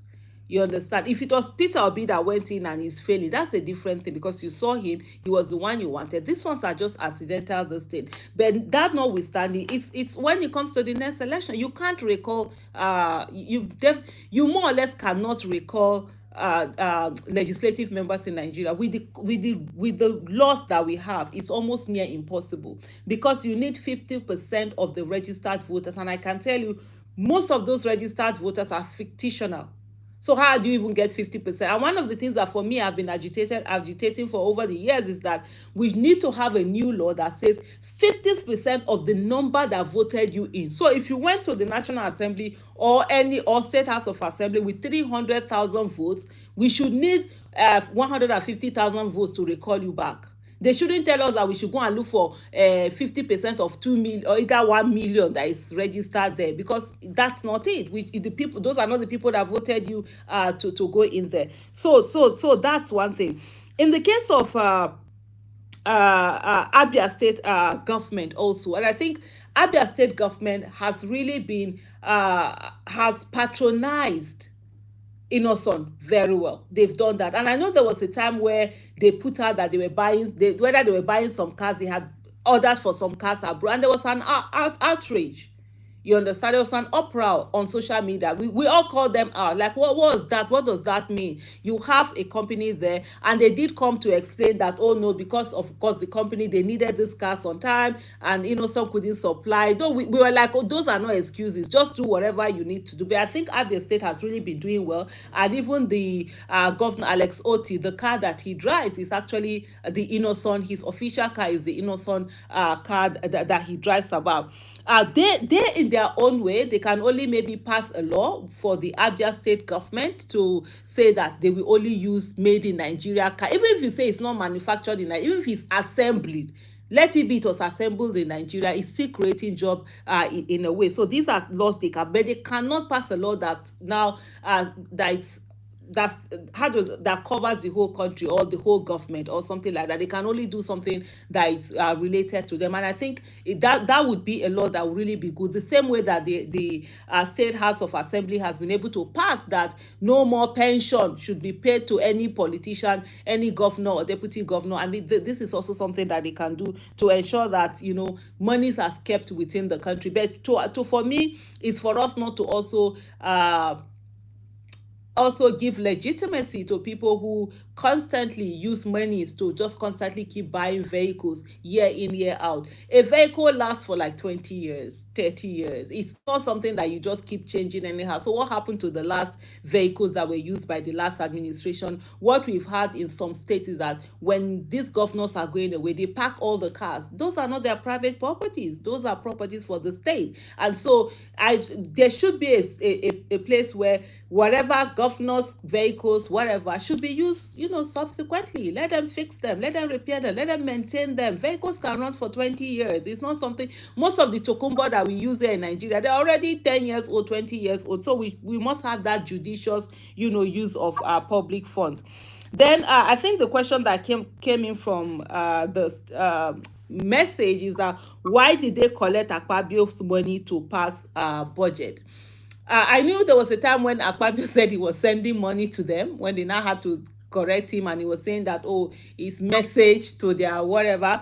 I don't know whether there's a factual this thing that monies were sent to senators or National Assembly members or whatever, but whatever shenanigan that is going on in the National Assembly, whether we know them or not, whether we have the facts or we don't have the facts, Labour Party members have been part and parcel of it, and it's really disappointing. And I see a lot of people who keep saying that, oh, what can they do? They can't do anything. No, you can do something. You can take a stand. That's why you were voted for. People took a stand, and that's why they voted for Labour Party. So they have no excuse other than the usual greed. Of course, a good number of them were going there for their own whatever. Some of them went to Labour Party because either they couldn't get ticket from the other parties, or they tried, or one thing or the other. So it was not really about going in to serve the people. And I think as we go on and as we continue to go on with our democracies, to always ensure who are the people who haven't done the right thing. Labour Party, if your Labour Party senator hasn't done the right thing, why don't vote for them again next time? So that we get to a situation whereby people understand we must never reward failure, no matter how tantalizing it is. You must never, no matter whether you know the person, you don't know the person, you voted for the person before. Voting is not a life sentence. So if somebody hasn't done very well, just move on to another person. And that way to send a message to whoever it is that is coming again, for them to understand that, look, hey, politics is not, governance is not about you just going there and doing anyhow. It's about you actually serving the people. And if you don't serve the people very well, definitely the people will take the action into their own hands, and they will vote you out. Okay, I think that's the question. Then the other one is Mr. Peter Obi at Labour Party, and also talked about the National Assembly. So Labour Party, control of the party. So I will tell you this thing. I used to be in the same, I used to have the same opinion. I was having the same position like you did. And I remember lots of times I would say to Mr. Peter Obi, look, a lot of people, if you can't control the party, then how are you going to control Nigeria? How are you going to govern Nigeria if you don't have this thing? Then So he would talk, he would explain, and then I had like a paradigm shift where I was thinking, this is what we fight against, but we want to still continue to use it in the sense that a party, there should be internal democracy in a party. A lot of people come in and they use this their power, just like what we see in PDP. What PDP has been suffering from now. They enjoy what's his name now? This guy, the one that is doing boy in Abuja. What's his former Wike? Yes, Wike. They enjoyed Wike's money. That time that PDP was all over the place after, is it 2019 or before 2019 or something like that? Wike's money was enjoyable. Now the thing don't hook them for throat. The guy say, after I don't spend my money here, I'm going to control this. So, but it's the same thing also we are asking for when we keep telling Mr. Peter Obi that he should control the party, take hold of the party, because at the end of the day, where then is the internal democracy? So it took me a lot of time, because I felt like what I wanted, if you see all my action, because that's why when people ask me, when all of this whole drama about a neck, they had what did they have, that thing that they were voting, the convention or whatever, I was just, my mind, I was tuned off. I say I was tuned off, because for me, I like to put my energy where I can see something that is working. The first thing about Labour Party, when that election was over, was we're going to sit down. This whole party by now should have like 10 million registered members. Let's begin to get people in, do your convention, starting from the world congresses, move it on, get people that will get this party working, revamp it, do a whole lot of things. And then the party people are holding on to this thing as if it's one thing or the other. I'm like, what's going on here? And they still can't see it. And so there's something that they call the law of the lead, right? The law of the lead says you can't grow something beyond the mindset of the leader. So the leadership of the party, of the Labour Party, is still thinking small. They're not seeing this big, amazing, opportunity that they have to be the biggest party in Africa. So it's very hard trying to get them to the place where they're. So they are still holding on to that small position that they held before, where people, if they don't get tickets in one party, they come to them, and then something they are getting whatever. That's where they are still fixated on. And so in the case of Mr. Peter Obi, like some of the explanation he did, he said, look, he's a party member. He's not a member of NEC. If you look at the constitution really of the party, he doesn't have that much, except if you want a situation whereby, like what is being done in other parties, bring in money, just throw away everybody, remove what do you call it, a democracy, remove internal democracy, and just do your thing. Then at the end of the day, one day happens, we now become the people that we are fighting just for us, because it's the easy way out, right? It's the easy way out to get the things that you need to do. So for me, it took a long time, honestly, but I'm like, okay, let's begin to see. I see your point. Let's work on this. But I totally agree with you. And for me, the question I've been asking myself, a long time, does it have to be Mr. Peter Obi that will start a new party? So that's the question I want us to leave all here with. Let's ponder on that. Because we keep saying, okay, Mr. Peter Obi, you get two head. Maybe the same one head we get. And having another, if Labour Party is turning out to be that party that it's, welcoming of the people who want to go in, the welcoming of, what happens to, maybe other people should just start the party. Of course, you can say that, any new party that is starting, of course, you are not thinking of running for presidency now. You don't have the DC. You can still make him your consensus, candidate, if that's what needs to happen. But like, I totally agree. These are some of the conversations that we need to have. But in terms of Mr. Peter Obi, what he wants, and even like the Edo primaries, there were a lot of people who felt, you need to put your stamp, you need to do this, you need to, but he always insists on how do I put it? Let justice be done. Let things be done the right way. That's what he's always after. That internal democracy. Let the will of the people be, rather than one person who has so much power, controlling everything. That's what we've had with other parties. And look how badly it has gone for Nigeria. It hasn't really worked for Nigeria. So let's not also look for a way where we are looking for one person that will control the whole party. Let's also look for that internal democracy that continues to yield people with competence, character, and capacity that we take the people. I don't know whether I've answered your question, but if I haven't, if I finish this thing, you can always let me know. But I think for me, I've gotten to that stage where it's easier. I can tell you something. It's easier for Mr. Peter Obi to take over the party. It makes everybody's work easier. Take over the party, have a hold of it, just do all of that thing that people do. Like we saw Wike. Wike literally hijacked a party and took hold of a party and did this. But how has that worked out for this thing, for PDP? And is that what we also want to see with Peter Obi and also Labour Party? Because at the end of the day also, if you're doing things the same way others are doing them, what moral justification do you have to say that you're different, when in essence you're not really different? So that's some of the things that even I can tell you, it took me a long time, because I was on this man's head every day. I dey on him neck, like, say me, my wahala for outside, reach wahala where they do for person face to face. He tired for me, but he kept explaining. I got to a place where I'm like, okay, I see your own point of view. There's also, I think you also talked about the performance of Labour Party in National Assembly, where their performance, like I said, it really hasn't been what it should be. But at the end of the day, I'm not taking responsibility for their performance, because really, these are people who were like accidental in a way. They only were beneficiaries of their proximity to Labour Party. If I vote anyone that I vote for again, that's the person I'm going to take responsibility for. I think what we must also do, someone asked me a question earlier before we went on break, am I thinking about running for office? Honestly, my goal now is to get Nigerians to run for office. Honestly, that's my goal.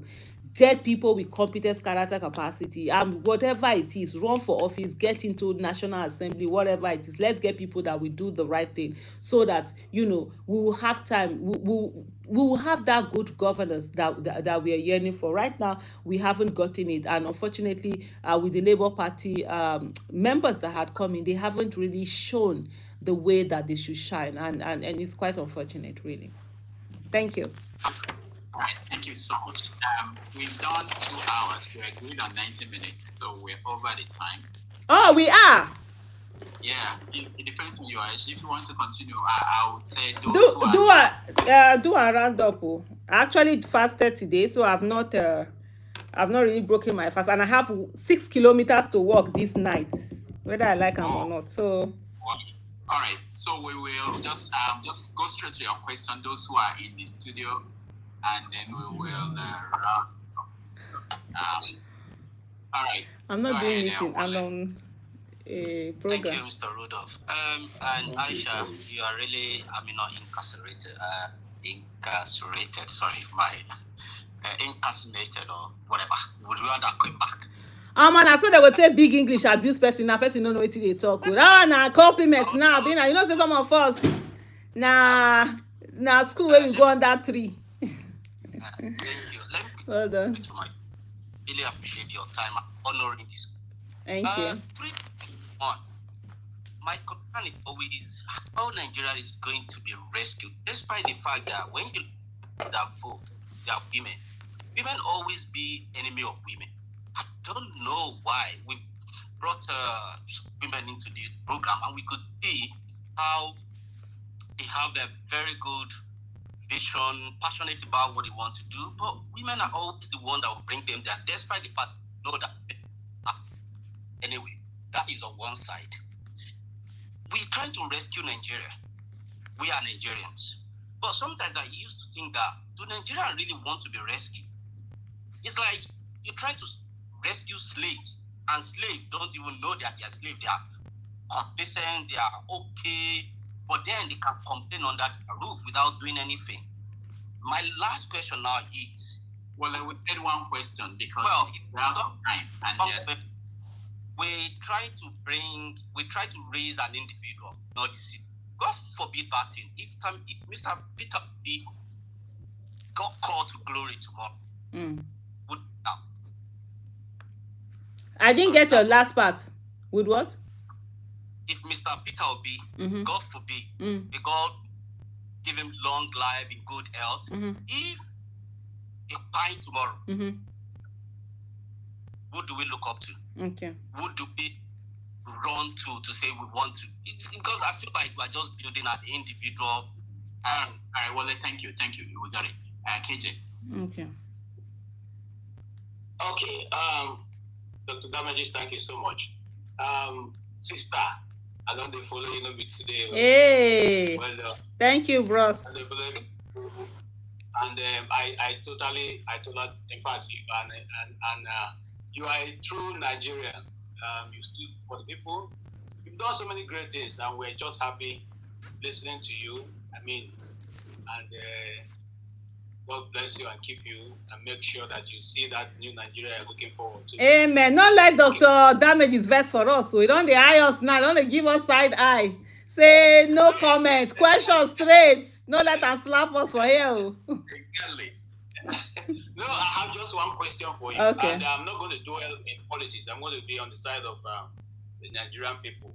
And because I'm asking you this question because your voice is well heard and taken, your comments are well taken, into consideration by government and non-government people. So I'm going to ask you this. Now, in Nigeria, you find that the Nigerian people, when they are traveling outside of Nigeria, they go to the embassy, and most times when they pay a very high price for the visa. Now, my question is this: in other clients, when you pay such amounts and your visa is not granted, you are refunded part of your money.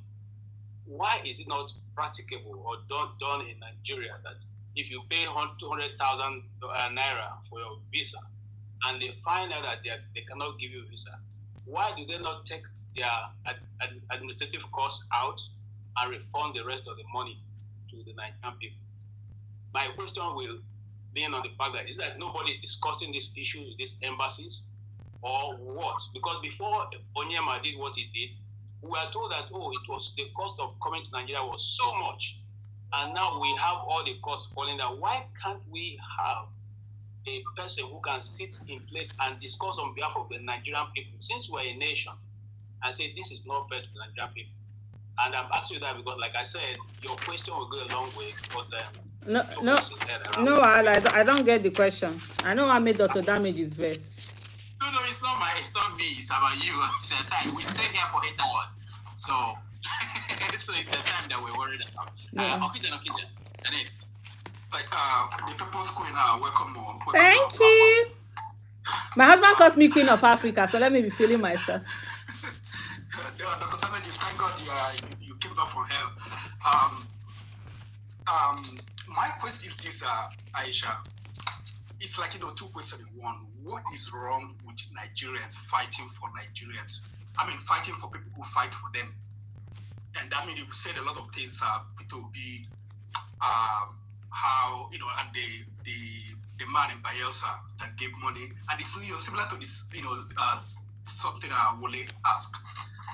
You see Nigerians, okay, like when they do those, what do they call that thing they do every year? They vote. Big brother Nigeria, and they go out and they vote for people. Something we don't consign them. They will just put their money.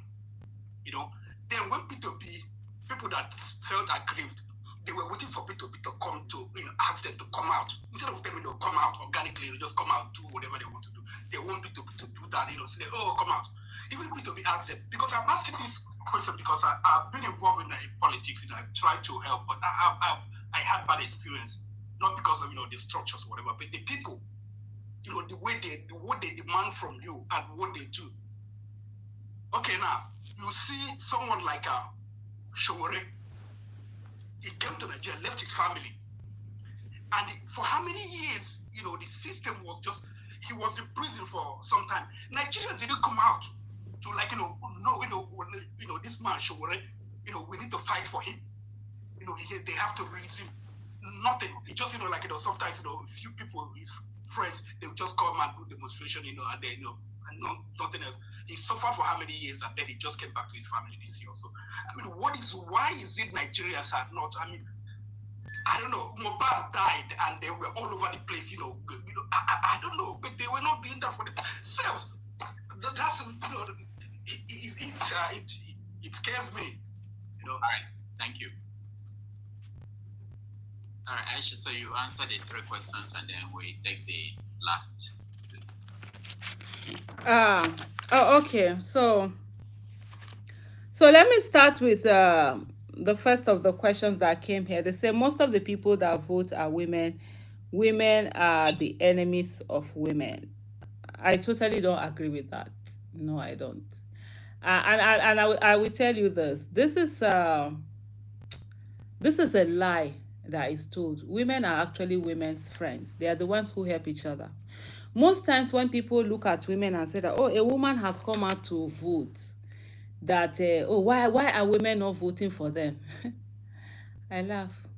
Is there any man in Nigeria that has ever been told that if they vote a certain way, they will be divorced? I can tell you a lot of women have been told that. Women are controlled. They are told what to do. Some, if you dare not even have another candidate other than what your husband has asked you to.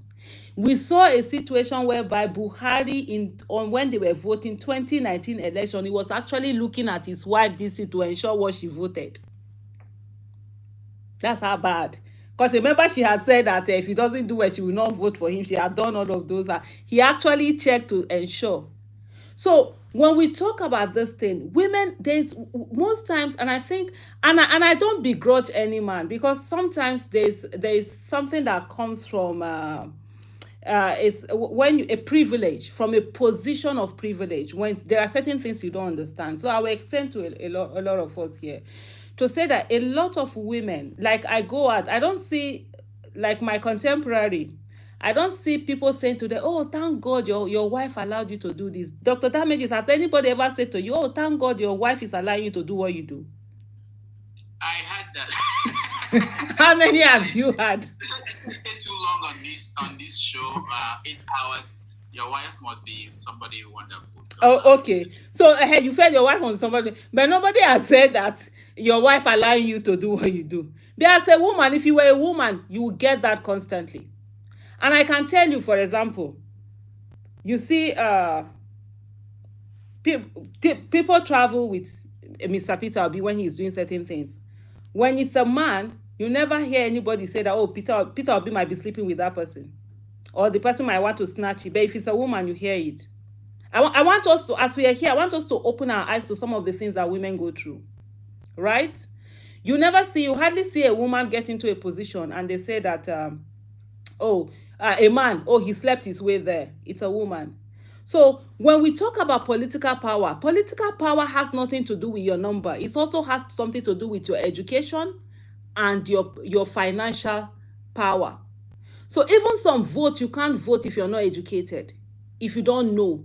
There are places in this country where people will say to someone that, I will not give you permission to go out on election day to go and vote. Women are told not to go out and vote. These are some of the things that women have to deal with. So I think it's not complete when people just assume that, because women have higher number and then the woman is running, then automatically that woman should be voted. If she's not voted, that women are women's enemies. That's wrong. And I will tell you something. There is something they always used to tell us that, what's this woman's name? I think it's Sarah, right? Madam Sarah, that she ran for office and nobody voted for her. She got 0 votes. For many years, they told us that women hate women. But Madam Sarah did not spend 100 million naira. Pastor, what's his name? What's that? Damage piece? Pastor Bakale, how much did you spend to buy form? APC form? It's not 100 million naira. Did he get any votes? Did anybody say men are men's enemy because he didn't get votes? There is another person also. There are other amongst them also. There was that one that said he's from. He even had to put his wife and say that his mother was doing this thing that gave birth to him. The mother, he caused his mama for stage. He still not get any vote, and he spent 100 million naira. Sorry, Aisha, that's not what I mean. No, that's what you go ahead. Sorry, what I mean is people like you. I see you as a woman all over Nigeria. I see you as someone whose voice is very, out there. I'm thinking like why women are not coming to support you. I wish I could see like 5 or 10 women like for the 2 people. No, so it's still the same. It's still the same thing. I'm getting there. Why would they support me? I said Because why? No, but there are also a lot of men that want better Nigeria. Okay, Showore was running. Showore wanted a better Nigeria. Why didn't men vote for him? Does that mean men hate men? We are talking the same thing, but you might not look at it from that angle. We are saying the same thing. I haven't even run for any office. And honestly, if I run for office today, I don't win, I'm not going to pull the woman card. I'm not going to say it's because I'm a woman, I didn't win or anything. I'm going to go back and look at what could I have done, you understand? But the thing is that, like, somebody like Showore is popular. Showore has run for office. He hasn't won, but does that mean men hate men? I know you didn't look, you are not looking at it from that point. I'm just opening your eyes to say this is what normally happens. So most times what happens is that as women, we are lumped into one place where, and even sometimes as if it's one homogeneous group. No, it isn't. That's why sometimes when a woman does something, they will tell you, like some people will tell you, after all, they've given women position. See these women, they have stolen this money. That woman, and I'm saying to that, for every day, Ziani, there are thousands of Dasuki.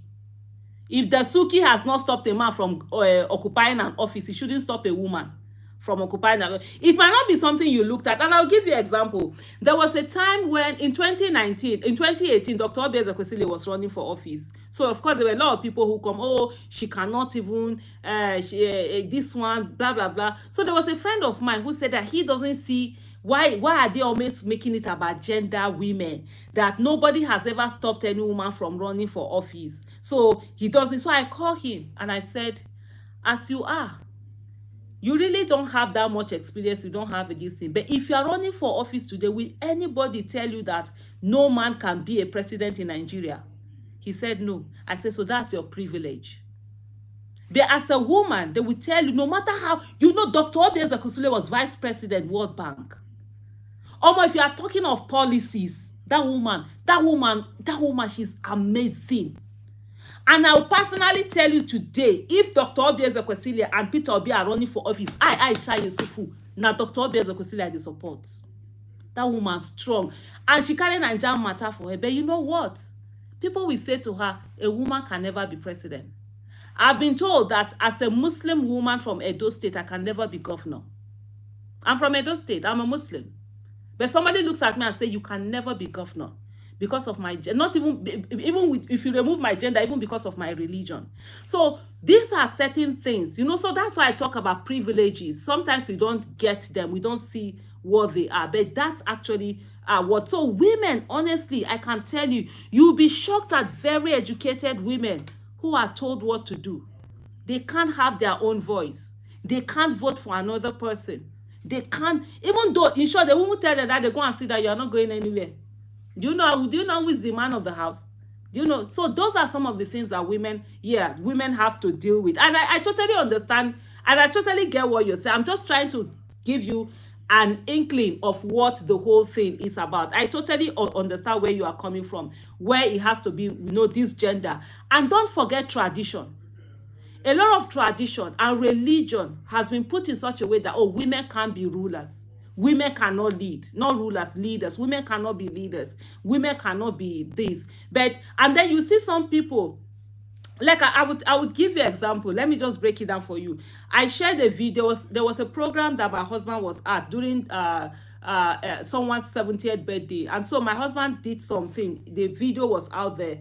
And what my husband was trying to say was that, look, men have power. That normally men are built with power, with strength, that strength is not meant for you to be pummeling. I'm trying to use his exact words now, pummel your wife or your children, but to protect, your wife and children. And then he talked about, that sometimes that men should allow their women rights. So that he has seen situations whereby some people feel that, if their women are rising, while wives are rising too much, that they will no longer respect them. And then my husband said that respect is earned, it's not commanded. And guess what? Somebody in the comment section, because I put it on my Twitter handle, he comes to say that, your husband must be a mumu man. That irrespective, no matter what, you must respect the man. If you like him, you can add to the respect. So you see, for some people, that's their mindset. And I can tell you at that, because I was at that program when my husband did that, there was a guy that came to meet my husband that he did, that what my husband said touched him, because his wife was working in an oil company in this Nigeria. Imagine the salary of oil company. He wasn't working, his job wasn't that good. I think he was earning like 30 or 40K when they got married, that he forced his wife to resign.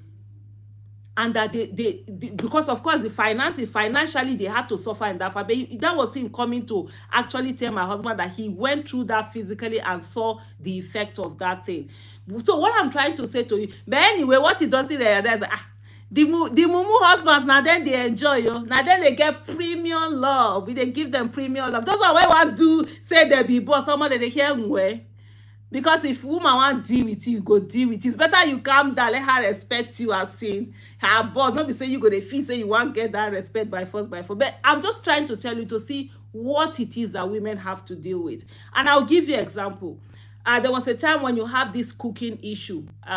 Fumi Yanda, I think, is it Fumi? No, it's not Fumi Yanda. Who is it now? Because I have problem with names. I'm not very good at names. Betty Rabo. Yes, Betty Rabo. Betty Rabo is, I think, 67. She just celebrated her 67th birthday. She has been married for over 40 years.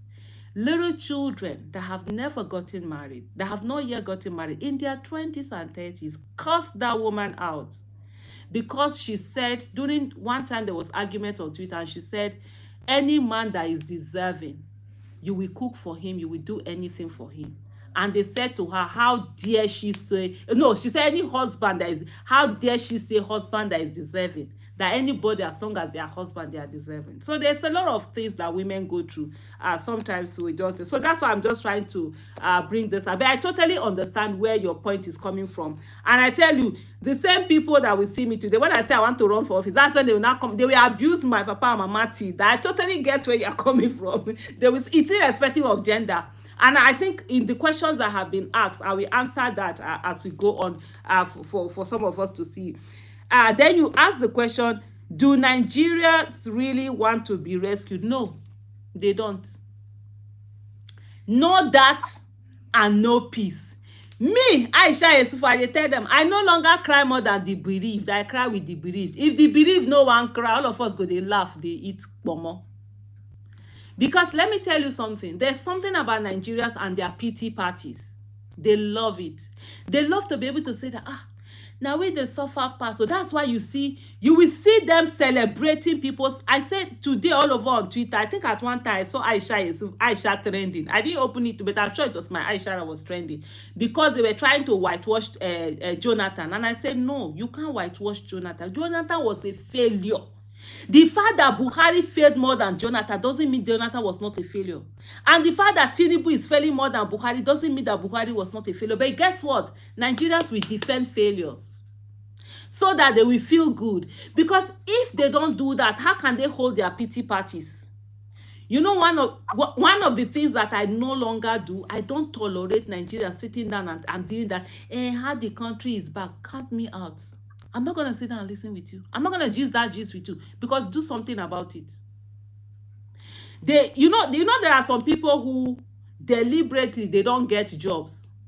Because if they get jobs, they don't get as much money as when they were jobless. Have you ever seen that? Have you ever seen people who do that? But ask around. Because when they don't have job, people pity them more. So, and then they keep giving them. When they have to say, but you are working, a guy, are you not working? So there are some who deliberately don't do that. So that's the situation Nigerians are. They love their pity parties. They love to come and complain and talk about how they... Well done. I'm looking for that my charger for... Sorry, yeah? iPhone charger. No, it's not here. I see iPhone there. iPad. Okay, iPad charger. I don't think it's here. Sorry, please.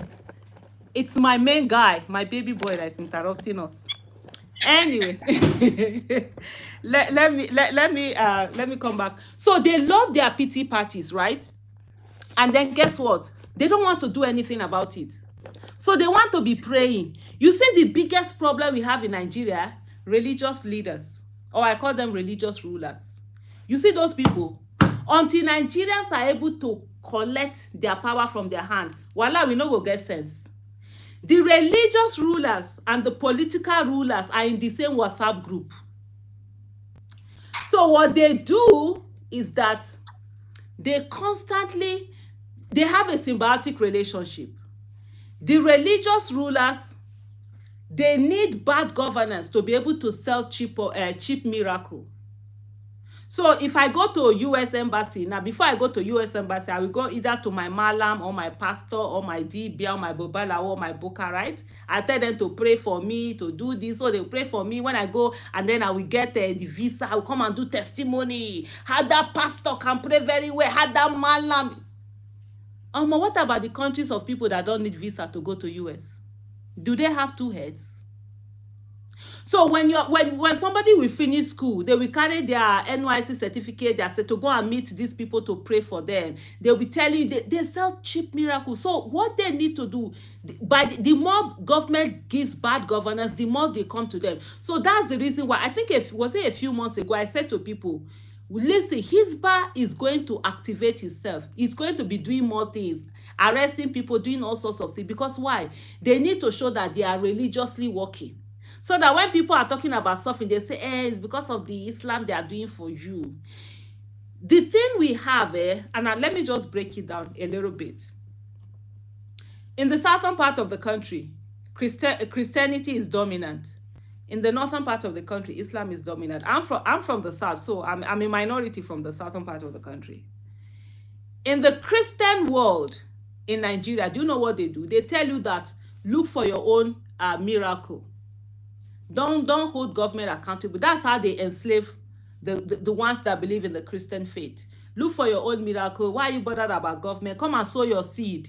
Use your first salary to sow the seed. You will get this money, you get that money. Yeah. In the Islamic part of Nigeria, so what they say to you is that don't bother about what is happening right now. Don't bother about the bad governance.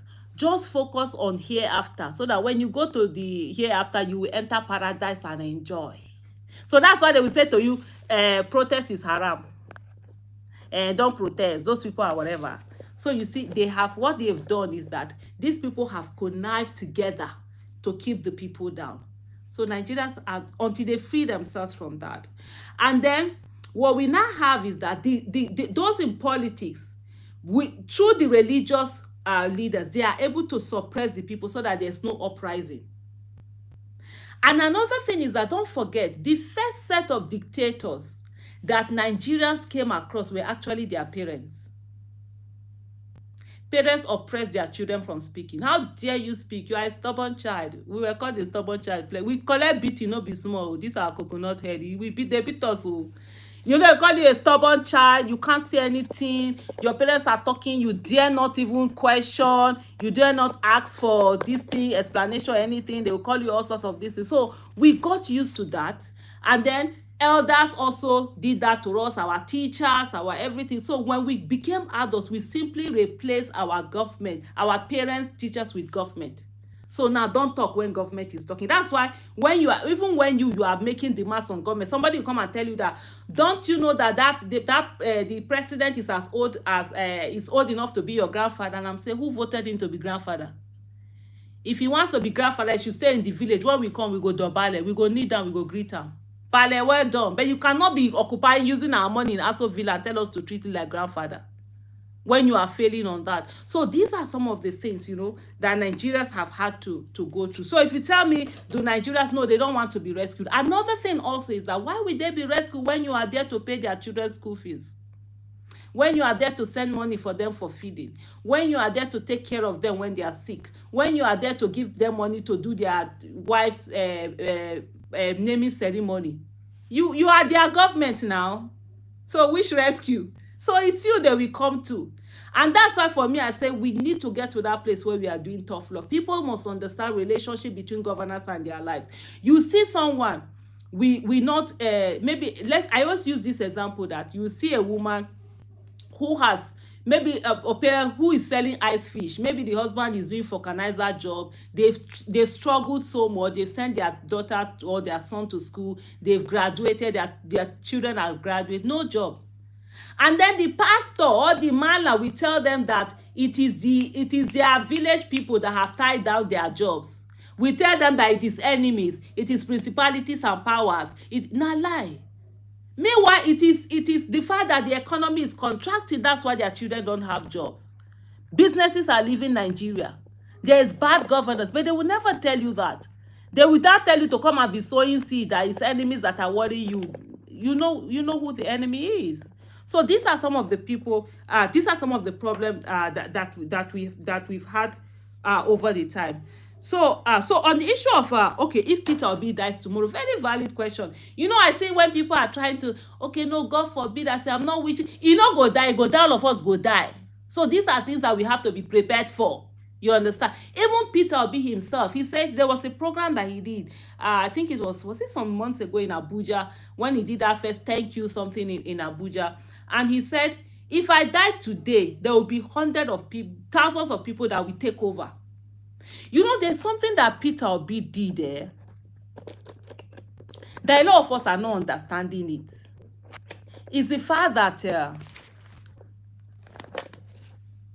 he has given people hope. His audacity has emboldened a lot of people. People that ordinarily would have felt that, we can't do this thing can never happen. Now they are thinking, yes, they can.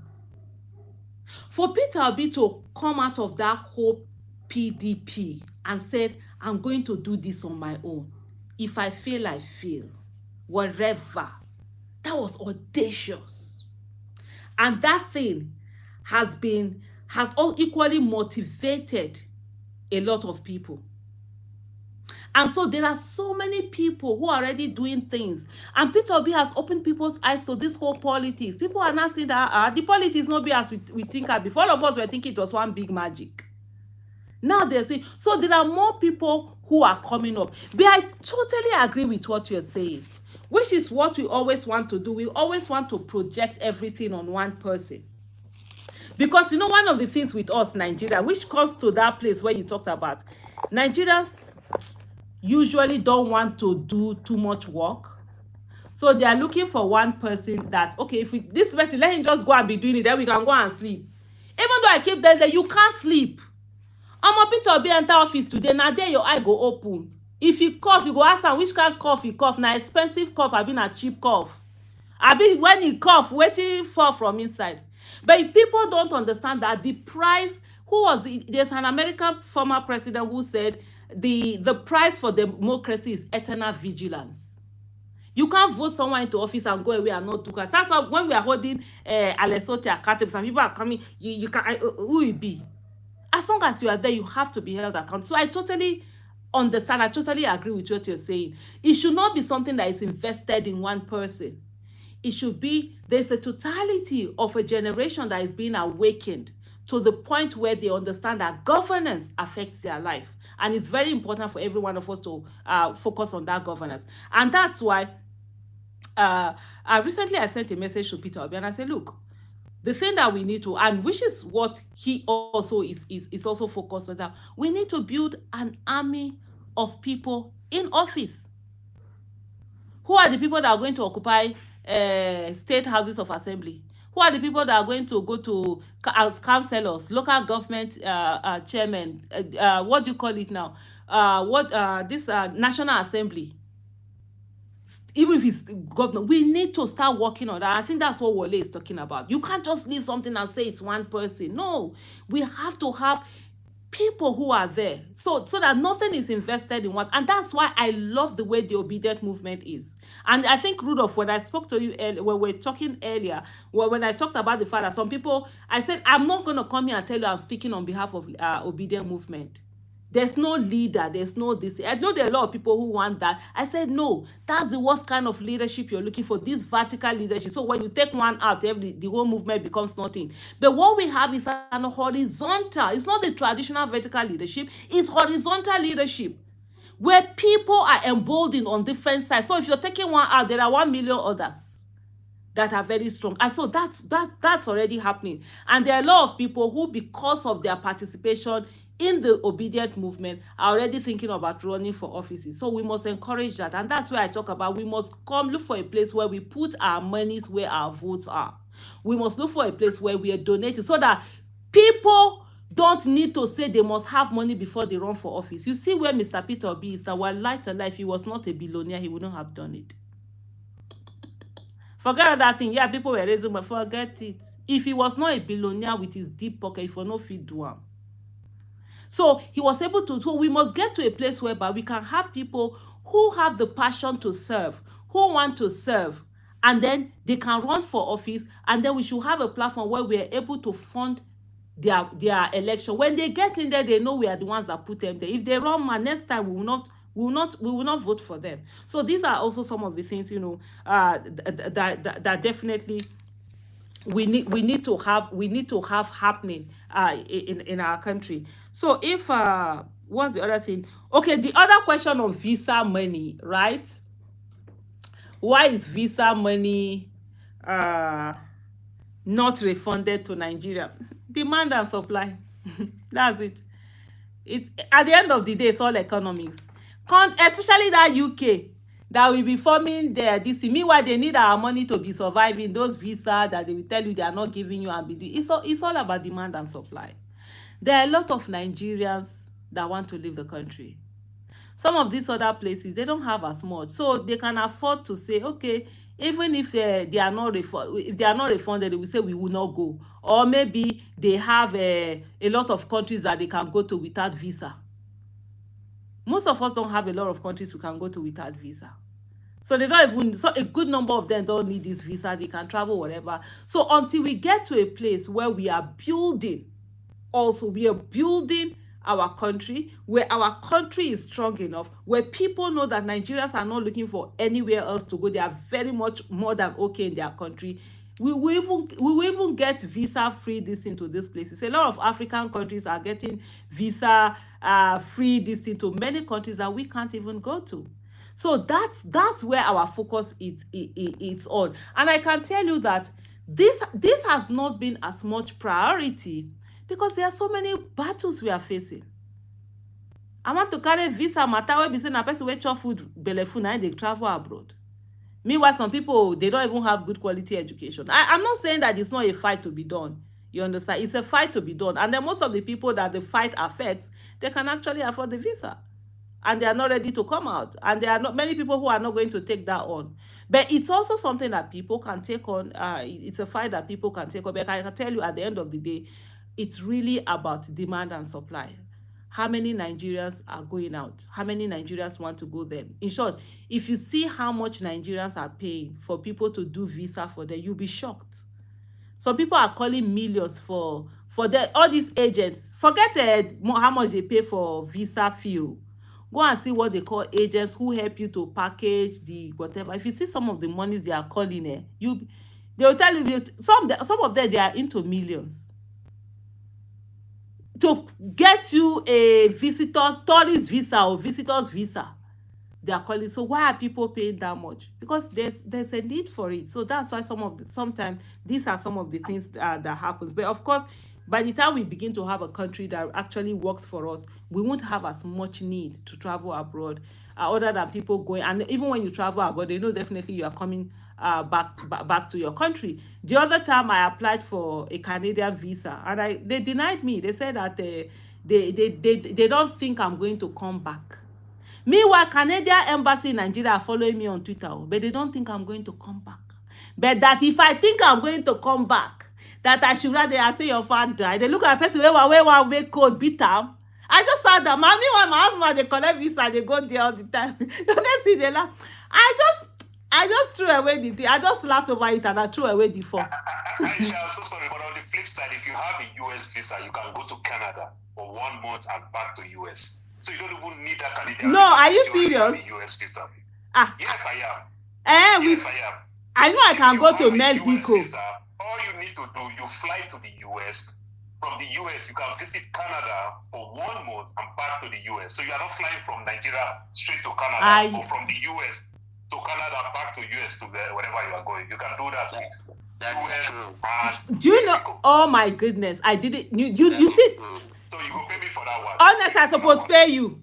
You see what they talk about knowledge, eh? Like person when if person don't know something, the mumu person go mumu die. Do you know, as I'm saying to you, because I did I did the Reagan Facet Fellowship in 2023. That was March. I was supposed to do it in 2022 October. Because of Mr. Peter Obi's election, I deferred it. So I wrote to them, I said, Omo, I cannot come here and be doing fellowship on democracy when the real democracy is happening in my country because someone has just emerged. So they graciously allowed me to push it. So as soon as the election was over, I think March 1st, I traveled to the US. I was there for 5 months. At one time, they were like, okay, I should travel to US, Canada and all. I started filling the form again. I was seeing them asking me all my siblings' address. Oh my, to wait the form. I didn't feel like, I didn't know I could go to. Honestly, I didn't know. I would have done that. And even recently, my friend has been disturbing me to come and visit her because I'm supposed to be in Cancun for a birthday party and all of that. I'm like, I can't go. So, okay, thank you. So that means I can go. It means 1 week is even enough. Who wants to stay there for cold? But you see what I'm trying to say is that this is how we get treated. You just see, they just tell you that, oh, you can't get this visa because they think you are not coming back. I'm like, what's in Canada that will not come back? France also denied me visa, myself and my children. I think that was like 2008 or something like that. I just threw it away. In 2022, it was the French government that invited me, 2022 or 2023, that invited me to come to the same France. I said, oh, man, now first deny me, now quick call me back again. But what I'm just trying to say is that we actually need to get to a place where we have a country. Nigeria shouldn't be seeking for visa to a lot of places. So that's, for me, I will put my energy on that. But it's something that many of us might not even know, that you refund or whatever. But it's something that if people feel really bad about it, they can always take it up. And it just takes one person to start it. And the beautiful thing about today is that we have social media. You can start a hashtag. Like this question, you can literally start it on social media. Some people will pick it up. Like even IELTS, like I think there were some, is it Canadian University, where some people were saying, oh, why are we paying IELTS? Why are people doing this exam? Why are people doing this? Well, we English, like English in Nigeria, we learn in English and some of that. I think some people have gotten that, some universities to stop accepting that. So those are some of the things, that can also happen. Then oh, okay, yeah, I talked about demand and supply. Then what is wrong with Nigeria fighting for people who fight for them? People don't like change. Nigerians, so the first thing is this. Nigerians are used to being treated badly. We've been treated badly all our lives. We've been told we shouldn't have a voice. I always say to people, if you want to see democracy, if you want to see human rights, start it from your family. How democratic are you in your family? Do you just make decision and tell everybody you've made decision? Or do you involve your children in your decision making? Even though you are the one that has the final say, right? But do you involve your children? Do you really allow their voices?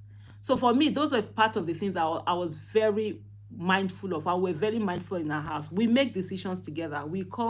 Okay, this is it, and we allow people's voices to be, even our children's voices.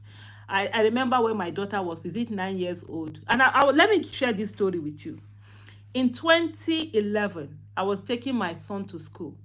So I branched at an ATM to withdraw some money. Somehow, we got late. And ordinarily, the drive from the school to our house to the school was like 5 minutes. So the boarding school my son was in. And the school was a very strict school. 8 p.m., if you get there 8 p.m., you will not be allowed in. So we got to a place, and it was, if we go through that way, it's going to be a one-way.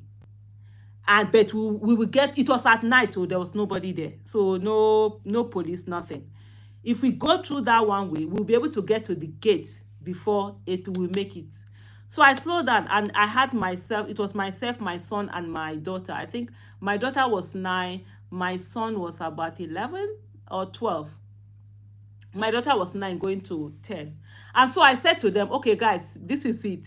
If I go through this one way, because we try to do the right thing. I always try to do it with my kids, even seat belt, everything. I always say to people, I'm bringing on my children, not based on Nigerian standard, but international standard, so that wherever they go in, they will be good citizens. And I said to them, this is a problem. If we go the long way, we are going to miss the 8 p.m. deadline. But if we go this way, and my daughter said, no, mommy. It's wrong. It's one way. We can't go there. It's wrong. I said, fine. Yeah, you're right. And that was it. And I traveled the long way. And I got, and like Adri said, when we got there, they had already closed. There was a car in front of us. The car came down. They were arguing with the driver. That school no send though. At that school, it's a school in Abuja. The vice president's child was was a classmate with my daughter. All of these, them El-Rufai, in short, all these ministers, governors, blah, blah, blah, blah, blah, they are all in that school. But the school, discipline is their topmost. I remember a time that I went into the office of the registrar, and I saw a letter that had come from a state, the office of the first lady of a particular state, asking for her child to be withdrawn because her child was given, is it suspension or something, for doing something, and they withdrew. They sent the child away. So those ones no send. Their rules are their rules. So I knew, as soon as I got there, we saw it. I turned back. I took my kids home. And the following morning, I woke up early to wake my son for him to get ready so that because he has to now go as a day student, then I'll now drop his things. And by the time I woke up, my son was already awake and dressed. This is someone that in the morning, for him to wake up, it takes a lot of time. Why am I sharing this story? Two things happened that day. My daughter knew that she has a voice, and her voice is valid. And she can stop something that is wrong, because I was going to do something that was wrong. But I knew I could have entered that road without talking to my kids. But I've always told my kids to do the right thing. It doesn't matter. And I always say that even if everybody is doing it, doesn't make it right. And I can't just enter that road, oh, because I'm this thing. Then I'm sending mixed signals to them. I asked their permission, and my daughter knew she could say, no, mommy, what you're doing is going to be wrong, and you shouldn't do it. And I listened. And my son learned that there's consequences for certain behavior. If you go late to your school, you will not be allowed in. And the next day, he stood up, he woke up early and got himself dressed. So how democratic are we in our houses? That's the first thing I ask people. How do we allow people to have voices? How do we allow children to have voices? Do we allow, or do we shut them down and use the parent card? I have never used, and by the grace of God, I will never use the parent card on my children. I've never said to my children, I brought you to this world, God forbid. Like earlier on, when somebody said that, oh, are you a grandmother? There was a statement I made. I said, it's my children's choice. It's not mine. I'm not going to be on there. I'm not one of those people that, oh, I need you to give me no. It's your life. It's your choice. I respect it. I am your parent. I'm not your owner. So Nigerians are used to being shut down, being told. So they have gotten used. And don't forget that a good number of us were militarized. We grew up with military. I was 10 years old when Buhari did military coup. I'm not very familiar. I knew Shagari's era towards the end where he was taken out. So most of us are used to being militarized, being treated badly. So that's what they're used to. So when they see anybody who is treating them well, Nigerians are suspicious. When they see anybody who is taking them as human beings, Nigerians are suspicious. And you cannot blame them, because there's a lot of people that have gotten in and they failed them. That's why now, even when I see people who say, oh, she's doing it because she wants popularity, she's doing it because she wants appointment, she's doing it because she wants money, I don't feel bad. Because they have seen so many cases that is justifiable for them to say that's the reason why people are doing it. So that's why. So there's always suspicious. And then another thing is that Nigeria is in an abusive relationship with Nigeria. So anybody that is trying to save them, they are suspicious and angry. Have you ever seen people in abusive relationship, whether women or men? Because there are men who are in abusive relationship, who their wives, they deal with them. There are women who are in abusive. If you are close to one, and you ever try to take them, you see how they react to them. You now become the enemy. So that's what is happening in Nigeria too. So that's why when you see people are trying to fight for them, they are fighting the people who are fighting for them, because they have been brainwashed. And like Stephen Biko said, the greatest weapon of the oppressor is the mind of the oppressed. So they've used religion. They've used a lot of things. Things have been weaponized. Poverty has been weaponized. A lot of people can't think. A lot of people don't even know they have rights. Poor people don't know they have rights. They don't. They are busy struggling to see how they can put food on their table. The last thing they are thinking about is their rights. Any day that they are able to put food on their table, that's their activism. Illiteracy is being weaponized in Nigeria. Many people don't even know that they have rights or governance or what politics. So there are people who are using that. So of course, that's some of the reasons, that happen. And then another thing also is the fact that they also have people who are taking care of what government has failed. All of you that you are here now, you are subsidizing for government's failure. Yeah, we are all subsidizing government's failure. And then government will be making mad and say that, oh, they will not remove subsidy for this. I'm always in support for removal of subsidy on petrol. Even 2012, that was the reason why I was never part of Occupy Nigeria. Then I used to have trailers. I've been a transporter before. I used to have trailers. I used to run from the north to the south. I think I started that business around 2007 or 2008. And diesel was not subsidized. Diesel is the commercial fuel. It's the one that big vehicles use. It's the one that are used in industries and all of that. And I'm like, why if you're not subsidizing fuel, why are you diesel? Why are you subsidizing petrol, which is more or less used by the smaller this thing? But you see today, what we now have is that people, all the failure of government, people are subsidizing it. And most of the people then, even that did the Occupy Nigeria, what they kept saying was that even if government removed the subsidy, they would be stealing it through corruption. I was saying fight the corruption, but of course we've seen it now. That's what is happening in Nigeria right now. But to come back to the core of the issue is that you subsidize for government. So many people have no inclination to fight for good governance because they know they can always come to you to beg for money. Abroad, for those Nigerians who are in diaspora, have you seen how many people you see go and knock on another person's door and say, I'm hungry, or I have not paid my children's school fee? The person you look at you, are you crazy? You've done your children's school fee. Am I your government? So people are holding their government accountable there because they have no other person to hold accountable. We don't hold our government accountable here because we have other people to hold accountable. So that's part of the things, that has always been going on. So thank you. If I've missed any question, let me know. No, thank you. So I don't know how much time you have. This is wonderful. I think I'll give you the last set of questions because I need to go and eat and I need to go and work. So so it doesn't become too late. Yeah. Okay, I'll propose that another time we will invite you to talk about social issues. I really like how you analyze these issues more than politics because I think it's very important. Mm-hmm. All right, so let's go to Paul. I think you're next. Yeah, Paul, go ahead.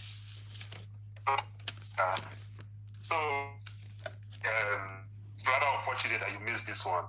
Assuming you're a Christian for contributing, sorry, you're a Muslim, no offering for you. Do you know? No, on a very light note, do you know? I've been told so many times that I should be a pastor. Like, oh, you make a good pastor. There is even this senator in this U.S. senator. Is it Sherleaf something? When she came to Nigeria at Bibo, she was like, oh, you're not a pastor. You need to be a pastor and all of that. So, no, I don't hear that one plenty times. No, Allah. Okay. So let me greet you like as we greet back in the days when we were together up and then. Aisha, whether you like it or not, the good God will bless you. Amen. Yeah. So thank you. You are doing a very great job. But Aisha, I want to ask this question and it's been bothering me because the last election, I felt bad. To some extent, I don't want to believe the results that they give every one of us from APC, PDP, and even though the Labour Party. Because what we get from the Tinubu, the Buhari's era, where they talk about this number of votes, of Buhari, 8 million votes. Now we started calling Peter Obi with his 6 million votes. I don't want to believe those numbers. I just feel that it's numbers that they give us. And why I don't want to believe it? Because there's no fact to it. You see, one of the ways when they do election, I live in the US, when they do election from pool, we started knowing the way the election will go.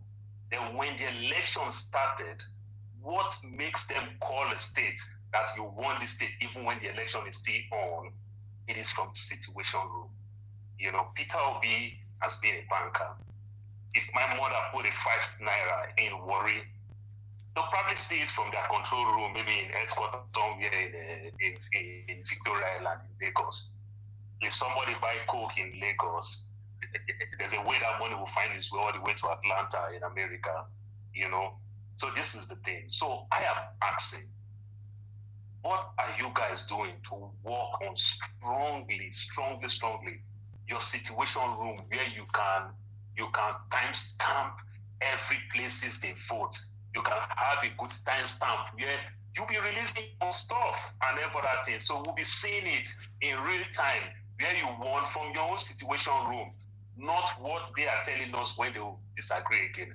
Because it's very, very important. The 50 states in America, we are seeing them from their own situation room. There is no general thing where you say, oh, we have this INEC.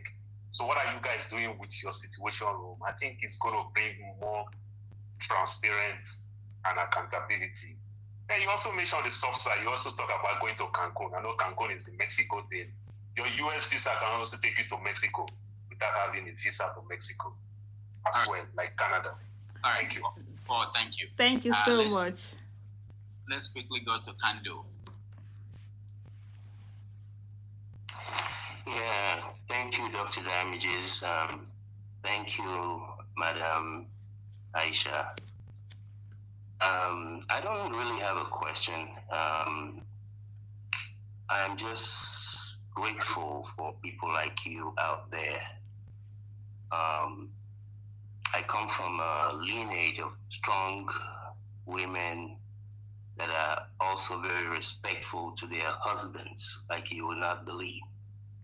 So I understand where you come from.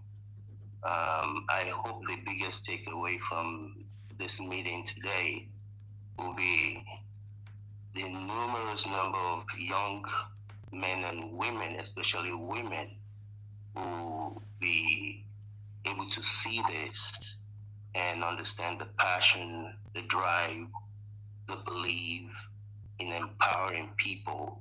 When you spoke about, when you spoke earlier about we in the abroad that are facilitating bad government, I truly understand it. And I've recently been on the ground in Nigeria myself. I've been one of those people that used to pay for people's school fees and what have you. But what I've come to understand is that there are a lot of people on the ground that don't even know what to do. They're totally lost. So when you're able to actually sit people there and say, okay, what do you have a passion for? Because I believe when people find something that they're passionate about, it tends not to become a job any longer. They're happy to wake up to go to it. So I support the notion that you have about not giving a handout to people, but finding what they can do and pouring into that so that they themselves be able to fend for themselves. Because like I always say, what if I get hit by Kekelemu tomorrow? Then there is no more money coming to you. So I believe in putting people in position that no matter how little, you will be surprised how many people actually have a job on the ground that are making 40,000, 30,000 a month. And when you can sit them there and say, look, yeah, I'll pour into this and I will supervise it. Not just pour into, but I will encourage you, I will hold your hand, be your backbone, and we can do this together. And how much that you can start seeing changes in people's lives. It's truly remarkable. So I commend your stand, your many stands. You, like I said, you're woman-like sisters that I have that are very, very strong people, but they don't take their husbands for a joke for 1 second. So people should understand, especially the young women out there, that you can be a mother, you can be a wife, and still have a voice. It's not being disrespectful, and being able to, show leadership by example. That story of you not taking the wrong way, it almost happened to me. Well, it almost happened to me a number of times in Lagos. People are like, "Oh, take the BT. The driver's like gonna." I'm like, no. I will get out of this car and leave you by yourself. because I'm not going to be begging any police officer say, oh God, no, I don't know how to do that. So being able to show, especially children, when my children were growing up, I used to say, if you go to a store and you give the cashier $10 and the cashier hands you back $90, especially when you have your children with you and you think you have won something. No, you're not creating children that are going to Penn State. You're creating children that will go to state Penn, because that's what you're teaching them. You're teaching them immorality, and it is good to get away with things. So from every fiber of my being, I thank the person that I believe that you are. Thank you. Thank you. Thank you so much. Thank you. Mr. James, you have the last question. Yeah, thank you very much. Thank you. I hope you're hearing me. Are you hearing me? Good. I just want to draw your attention to something, and that is politicians take undue advantage of you and me because we are not critical enough. Whenever it is time for electionary campaign, they don't give us their manifestos. If you ask them, where's your manifesto? They tell you, oh, go to the internet, you see it there. They don't give us any concrete promise. And this is the reason why I'm saying this. Take Bola Tinubu, for example. When they took over the government, they messed up the economy through this so-called exchange rate. They did not do their groundwork before they took over government. And the value of the naira depreciated considerably. Now, if a politician is canvassing for votes, he should give us a blueprint. I always cite education as an example. If you want to provide education for the people, you should know the number of children you want to cater for in each political constituency in the country.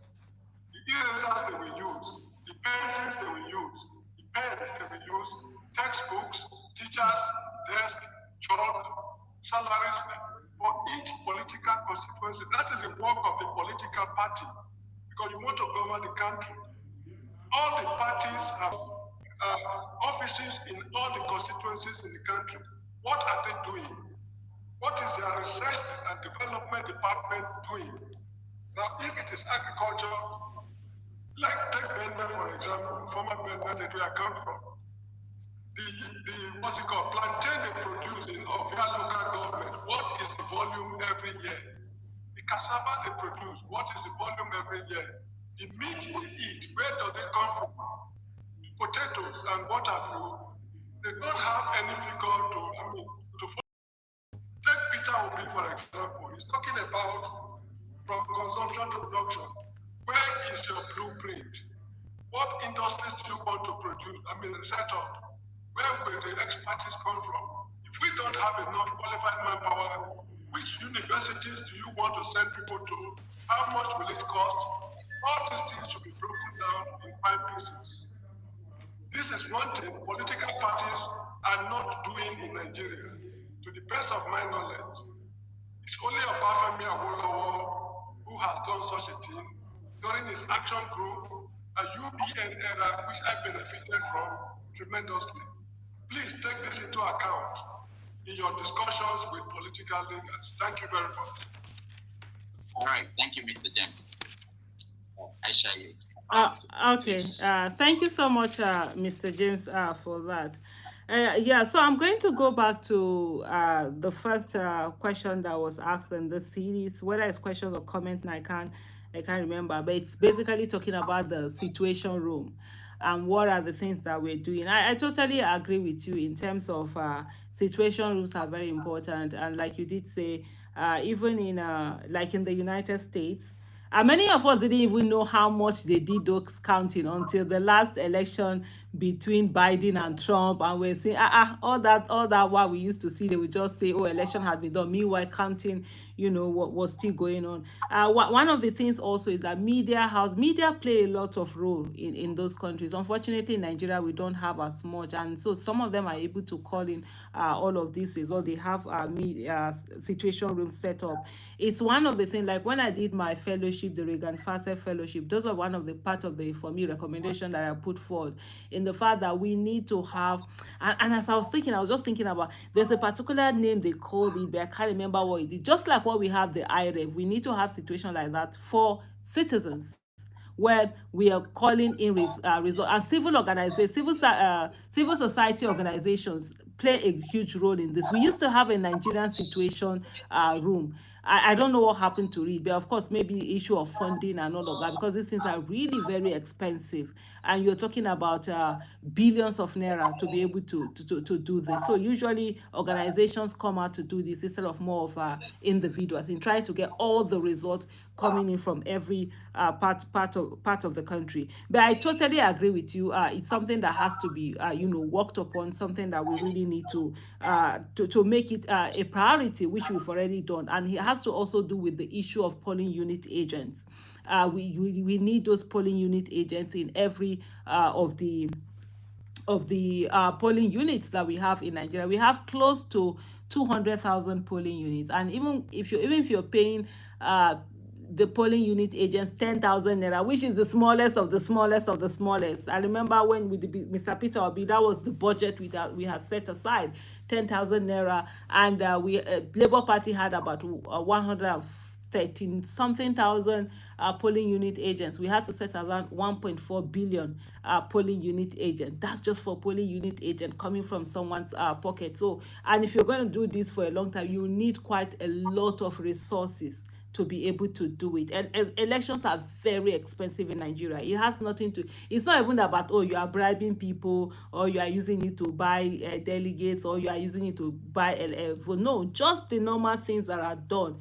It's expensive. If you're going to give polling unit agents 20,000 naira, of course, they're working on that day to help them with food that they're going to eat, transportation, and all of that. If it's 20,000 naira, you're already looking at almost 4 billion naira alone for polling unit agents. And don't forget, I think the cap we have for election spending is about, is it 5 billion for presidential election? So these are some of the things that one has to grapple with. But I totally agree that it's something that we need to focus on. We're already looking at that anyways, because it's one of the things where we were badly affected in the last election. Part of the things where we have, and I know there are a lot of people who are not happy with me, even in the party and all of that, because we got to a place where we realized that there was a lot of swapping. There was a lot of names that weren't the names that we're supposed to have as the polling unit agents. And they were all of these trying to do things in the normal way they were done before. I was the person who was put in charge of the payment of polling unit agents. And Lord have mercy, that election day was crazy. Just sitting down and I'm getting, you're supposed to transfer 300 million to this, 50 million to that, 100. I'm like, how? Where? No, that's how they are doing. In election, you cannot ask questions. I'm like, we cannot ask questions where they're like, no, but this is technology. We are going to pay them directly. We are going to pay the people who are, no. There was even a meeting we were at, and someone said to me, Aisha, how did you think you were going to stay in Abuja and you be overseeing the polling unit agents that are in Sokoto somewhere? Or I said, through the phone now. We all had their phone numbers. Have you forgotten that it was the names and the phone? And then they say, but some of them cannot read and write. And they say, if they can't read and write, how are they our polling unit agents? Excuse me? So it was a talk that day. On my phone call, they keep saying, I don't die. At one time, my husband come and say, this whole polling, let them not come and say it's because of you that Peter Obi did not win election. No. I said, no. I said, because what I realized was people just wanted this money to be sent to them and that's it. I said, no, we're going to pay them directly. How are you going to pay them? That's how, because we have all the names. And let me digress a little bit. When we did so let me tell you, it was crazy. So we had this election, right? We had a particular organization that said they had put together 40,000 polling unit agents that had gone for this thing. We should send money to them. So we are going to at 10,000 naira, that's 400 million naira. I said, Mo, I'm not, how? I said, how did you set up agent without first of all, okay, you set up polling unit agents. You didn't make way that you were going to pay them. You didn't discuss with the candidate to know whether it's going to pay them.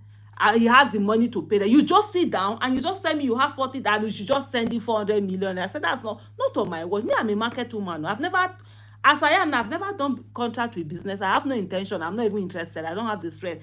I'm a market woman. Everyone call by, they work hard for them. So money they miss out. I don't use it anyhow.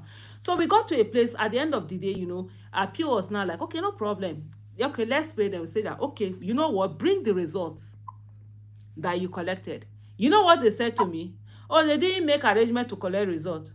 You made arrangement to collect money, but you didn't make arrangement to collect. I say, sorry, not on my watch. You people, if you like, some of them, they say that my hand touch past Peter Obi. Now that's what they use to abuse me. That me, because I really refuse to. Honestly, it's crazy how people think they can just use somebody's money anyhow. So on that year, I totally agree. We need to get work on that polling unit agents and everything, get all of that together, because it's crazy. If you whatever rot that you think there is in our political system, it's worse. Let me look at Mr. James.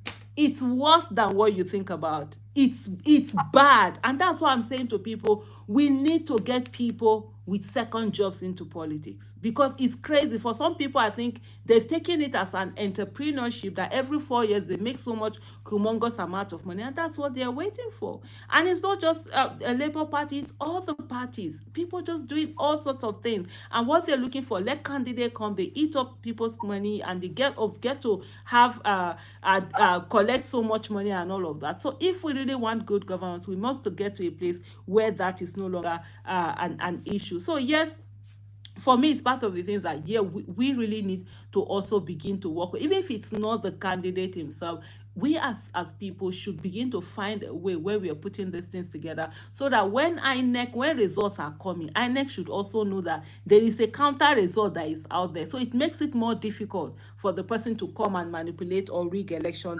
and do all of that. Yeah, the second, this thing was not really a question, but for me, when it comes to my husband, it's something that I'm very open with. I mean, my husband, he's my mentor, he's my teacher, he's my number one when they say cheerleader, he's one that I got married when I was in level 3. Yeah, I got married when I was in level 3, and I had our son when I was in level 4. I went to NYC with my son. I'm a very intelligent person, but actually, and also a very lazy person. So I really don't even bother about reading. Even when I was in school of medicine, what's my own? Even if I don't read, if I shall read working into exam, if there's no TA, I can be sure of my A. So I'm a very lazy person. So when I came to ABU, I left. When I came to BUK after I left ABU, I realized that E was pass. In medical, this thing C. D is fail, C is the least pass. So I didn't know that other students, for them, E was pass. So when I came to BUK, I saw that people E was. I was like, why are you reading? E is pass now. So what's the big deal about this thing? But it was my husband, when we started cutting, he was the one like, oh, you need to get second class upper and all of that. Me, that I used to get my E's and D's, and I started reading and I started getting my A's. I actually came out with that second class upper. But he's one person who even in 1998 had said to me, I need to have my own money. I need to be financially independent, so you'll be able to have more of your voice. So he's someone who always makes life extremely easy for me, someone who is very loving. And so for me, I respect my husband absolutely. High level, tops, nothing about it. And he's someone that he doesn't try to like stop me from doing something, or like, oh no, you can't do this or whatever, use his power or whatever. But he knows that if there's anything I want, he gives it to me, and I'm very mindful of that. So, and I don't take that for granted. And if there are certain things I know, even my husband is not like, I know he doesn't really like it. Even if he doesn't say it, I wouldn't do it. I always say to people, like the other day, even with I think we were supposed to, when Peter Obi did his Twitter session, there was a team with him. You know, sometimes we're like sitting down, some of the questions, some of the things that he needs to, you know, talk about, or some things he had missed out. And they were like, it was gonna be at night. I'm like, nah, I'm going. He's like, yeah, I know, because we all know that I don't go out at night or anything. It's something that my husband really doesn't like. Even he himself is always at home before 8 and all of that, and I don't do that, and everybody knows that that's part of the rule. I just don't joke about it. So for me, yes, I have an amazing human being who loves me, and I don't take him for granted. And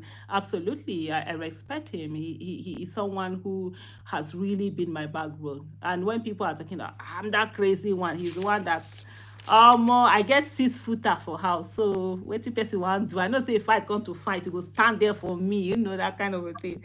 But that's it. Anyway, then there's something you said about facilitating over here in Nigeria, facilitating the bad governance. No, Nigerians in diasporas are not facilitating bad governance. They are facilitating our muumuishness.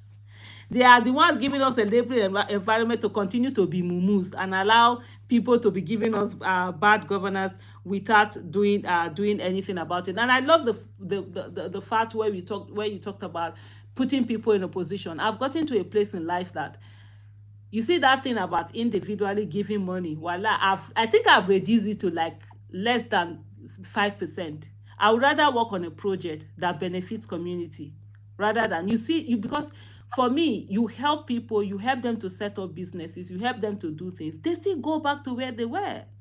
They still don't even, either they are reckless with it or they don't just do anyhow. So let a community have something that they can use, rather than just, you know, just having people just be there, just doing anyhow.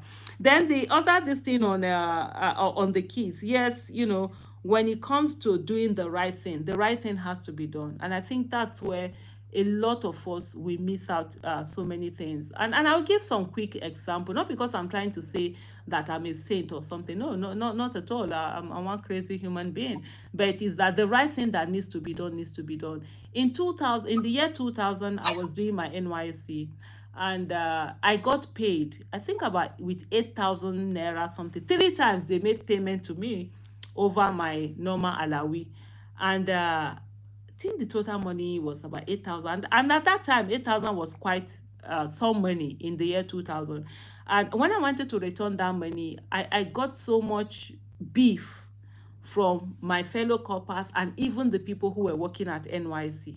It was almost as if I was the enemy. Oh, how can you be so foolish? Yeah, nah, it's not your money paid extra. Enjoy. It was People's Bank, defunct People's Bank. I said, no, I had to return that money. And even at the NYC, this thing, I insisted. It was later on in life, I was thinking, okay, maybe there was something they were doing. Maybe they have people they were paying extra money into and collecting it, but I don't know what it was. Maybe that was why they were beefing me.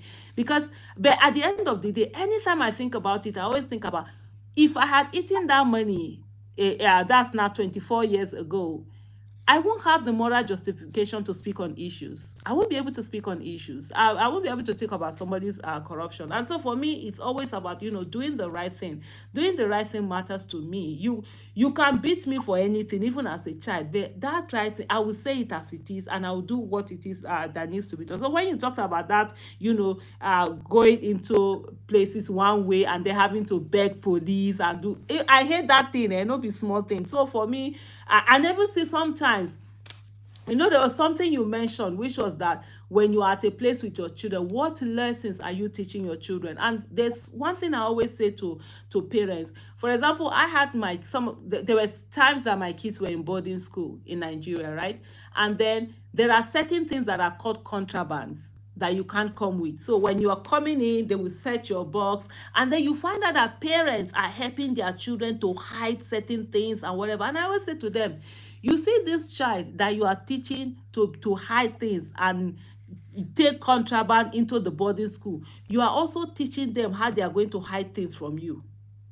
You're also teaching them how they are going to disobey your own rules and regulations that you will set down, because that's what happened. Because if something is wrong, if the school says they can't bring, that means they can't bring it, and my kids know that. Sorry, this is the law, this is what the school says, because we all go through the school program, you know what, those rules and regulations they give you. I go through it with my kids. Oh, the inches of the hair, see what the school law says. It says so. I think for my son's body skin, it was whether 1 inch or 2 inches, I can't remember now. You know, go through that, because it means that you need to be consistent in what you tell your children, and kids learn by example, what you do, not necessarily what you say. So those little things that you think that they are not paying attention, they are actually paying attention. And if you keep not doing the right thing, at the end of the day, you also are going to be affected. But when you do the right thing and you're also ready to be held accountable, and they can come and say, okay, mommy, why did you do that? You did it, you too, you were wrong. Apologize, accept, and do that. And at the end of the day, we'll have more healthy society, and children who understand their rights, who will be vocal, who they will not met out bad governance on them. And that's why I think this old generation of politicians have not realized that there are new citizens, the Gen Zs, that are our children, that were oppressed, we refuse to allow them to also be oppressed, and we've given them wings to fly. So they're still using the method they used to treat us with their parents, and they're using that on them, and that's definitely not going to work. And I'm going to round up today to say that there's this tweet I read some time ago that really made sense to me, which was that the greatest activism that we can do as human beings is to give society, great children. If you have children, bring them up to be great members of the society. And I think that's really very important. And it's also important for Nigerians to understand that we don't have any country other than our country, and we must do everything to make Nigeria a great country. The countries that we admire, it was citizens that came together and decided that enough was enough, that they were going to work for their country. And one of the things I also say to a lot of Nigerians in diaspora, especially those, there are some who have this attitude of, oh, we have a second passport, so whatever is happening with you people. I always say to them, there's a difference between a Nigerian Canadian and a British Canadian, because a Nigerian Canadian, when they see you there, they feel that you are there because you have to be there. But a British Canadian, they will say, oh, you're there because you want to be there. So it helps everybody, whether we are in Nigeria, and Nigerians that are in diaspora, and Nigerians that have second passport, for Nigeria to be great, because it gives you, more bragging power for you to know that the country you're coming from, you're not just like handout, but you're a great, amazing country. And we really do have a great, amazing country that we all can be proud of, country that, we're so great, we're so blessed, we are so talented, we are audacious, we are amazing, we do so well. And it's only bad that we've allowed ourselves to be pulled down by bad leadership who use religion and tribalism to separate us. Before I round up, I will say to everyone, I always say, before you think about all the things that separate us, that I'm Esako, you are Igbo, or you are Yoruba, or you are Hausa, you are Kanuri or Nupe, let's think about the fact that we are united by bad governance, we are united by bad roads, we are united by bad quality public education. And I always say the greatest injustice in Nigeria is that access to good quality education is dependent on the economic status of one's family. We are united by lack of employment. We are united by so many things: lack of 24/7 electricity, lack of good hospitals, lack of services that we can call emergency services. So if we unite on these things that unite us and solve them, then I'll be able to look at Rudolph Okonkwo and say, guy, be like say you be Igbo, I be a Sako now. Waiting now. But until then, we don't get the luxury to be disunited. Thank you so much for having me. But Aisha, we are not united on the electricity. That we have band A and band B. Oh, man, don't mind them. They say band A, they are giving 20 hours electricity. Everybody say we don't see 20 hours. So now they've been debanding the bands. Aisha, thank you so much for being with us today. It's been wonderful. 3 hours and a half. Thank you so much. We appreciate it. Thank you. Doctor, you need to commit her when she's coming again. We need her time to time. Yeah, because there are a lot of things to discuss, and we appreciate your wisdom in all this.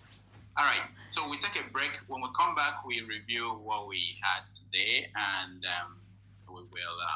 Thank you so much. Thank you so much for having me. Dr. Damage is no now. If you call me, I know fit talk no. So we get that. Thank you. Bye bye. Recent album right here. Thank you so much. It's called Spirit of Love. Oh my goodness. Thank you so much for all of you that have been here. It's been amazing. And I'm really happy that you stayed on, even though I wasn't really focused on this or on the other show, but it's really been good. So thank you so much. For those of you that follow me, I work 6 hours every day. 6 hours, I've done that. I walk 6 kilometers every day, and today I've God bless you. Bye.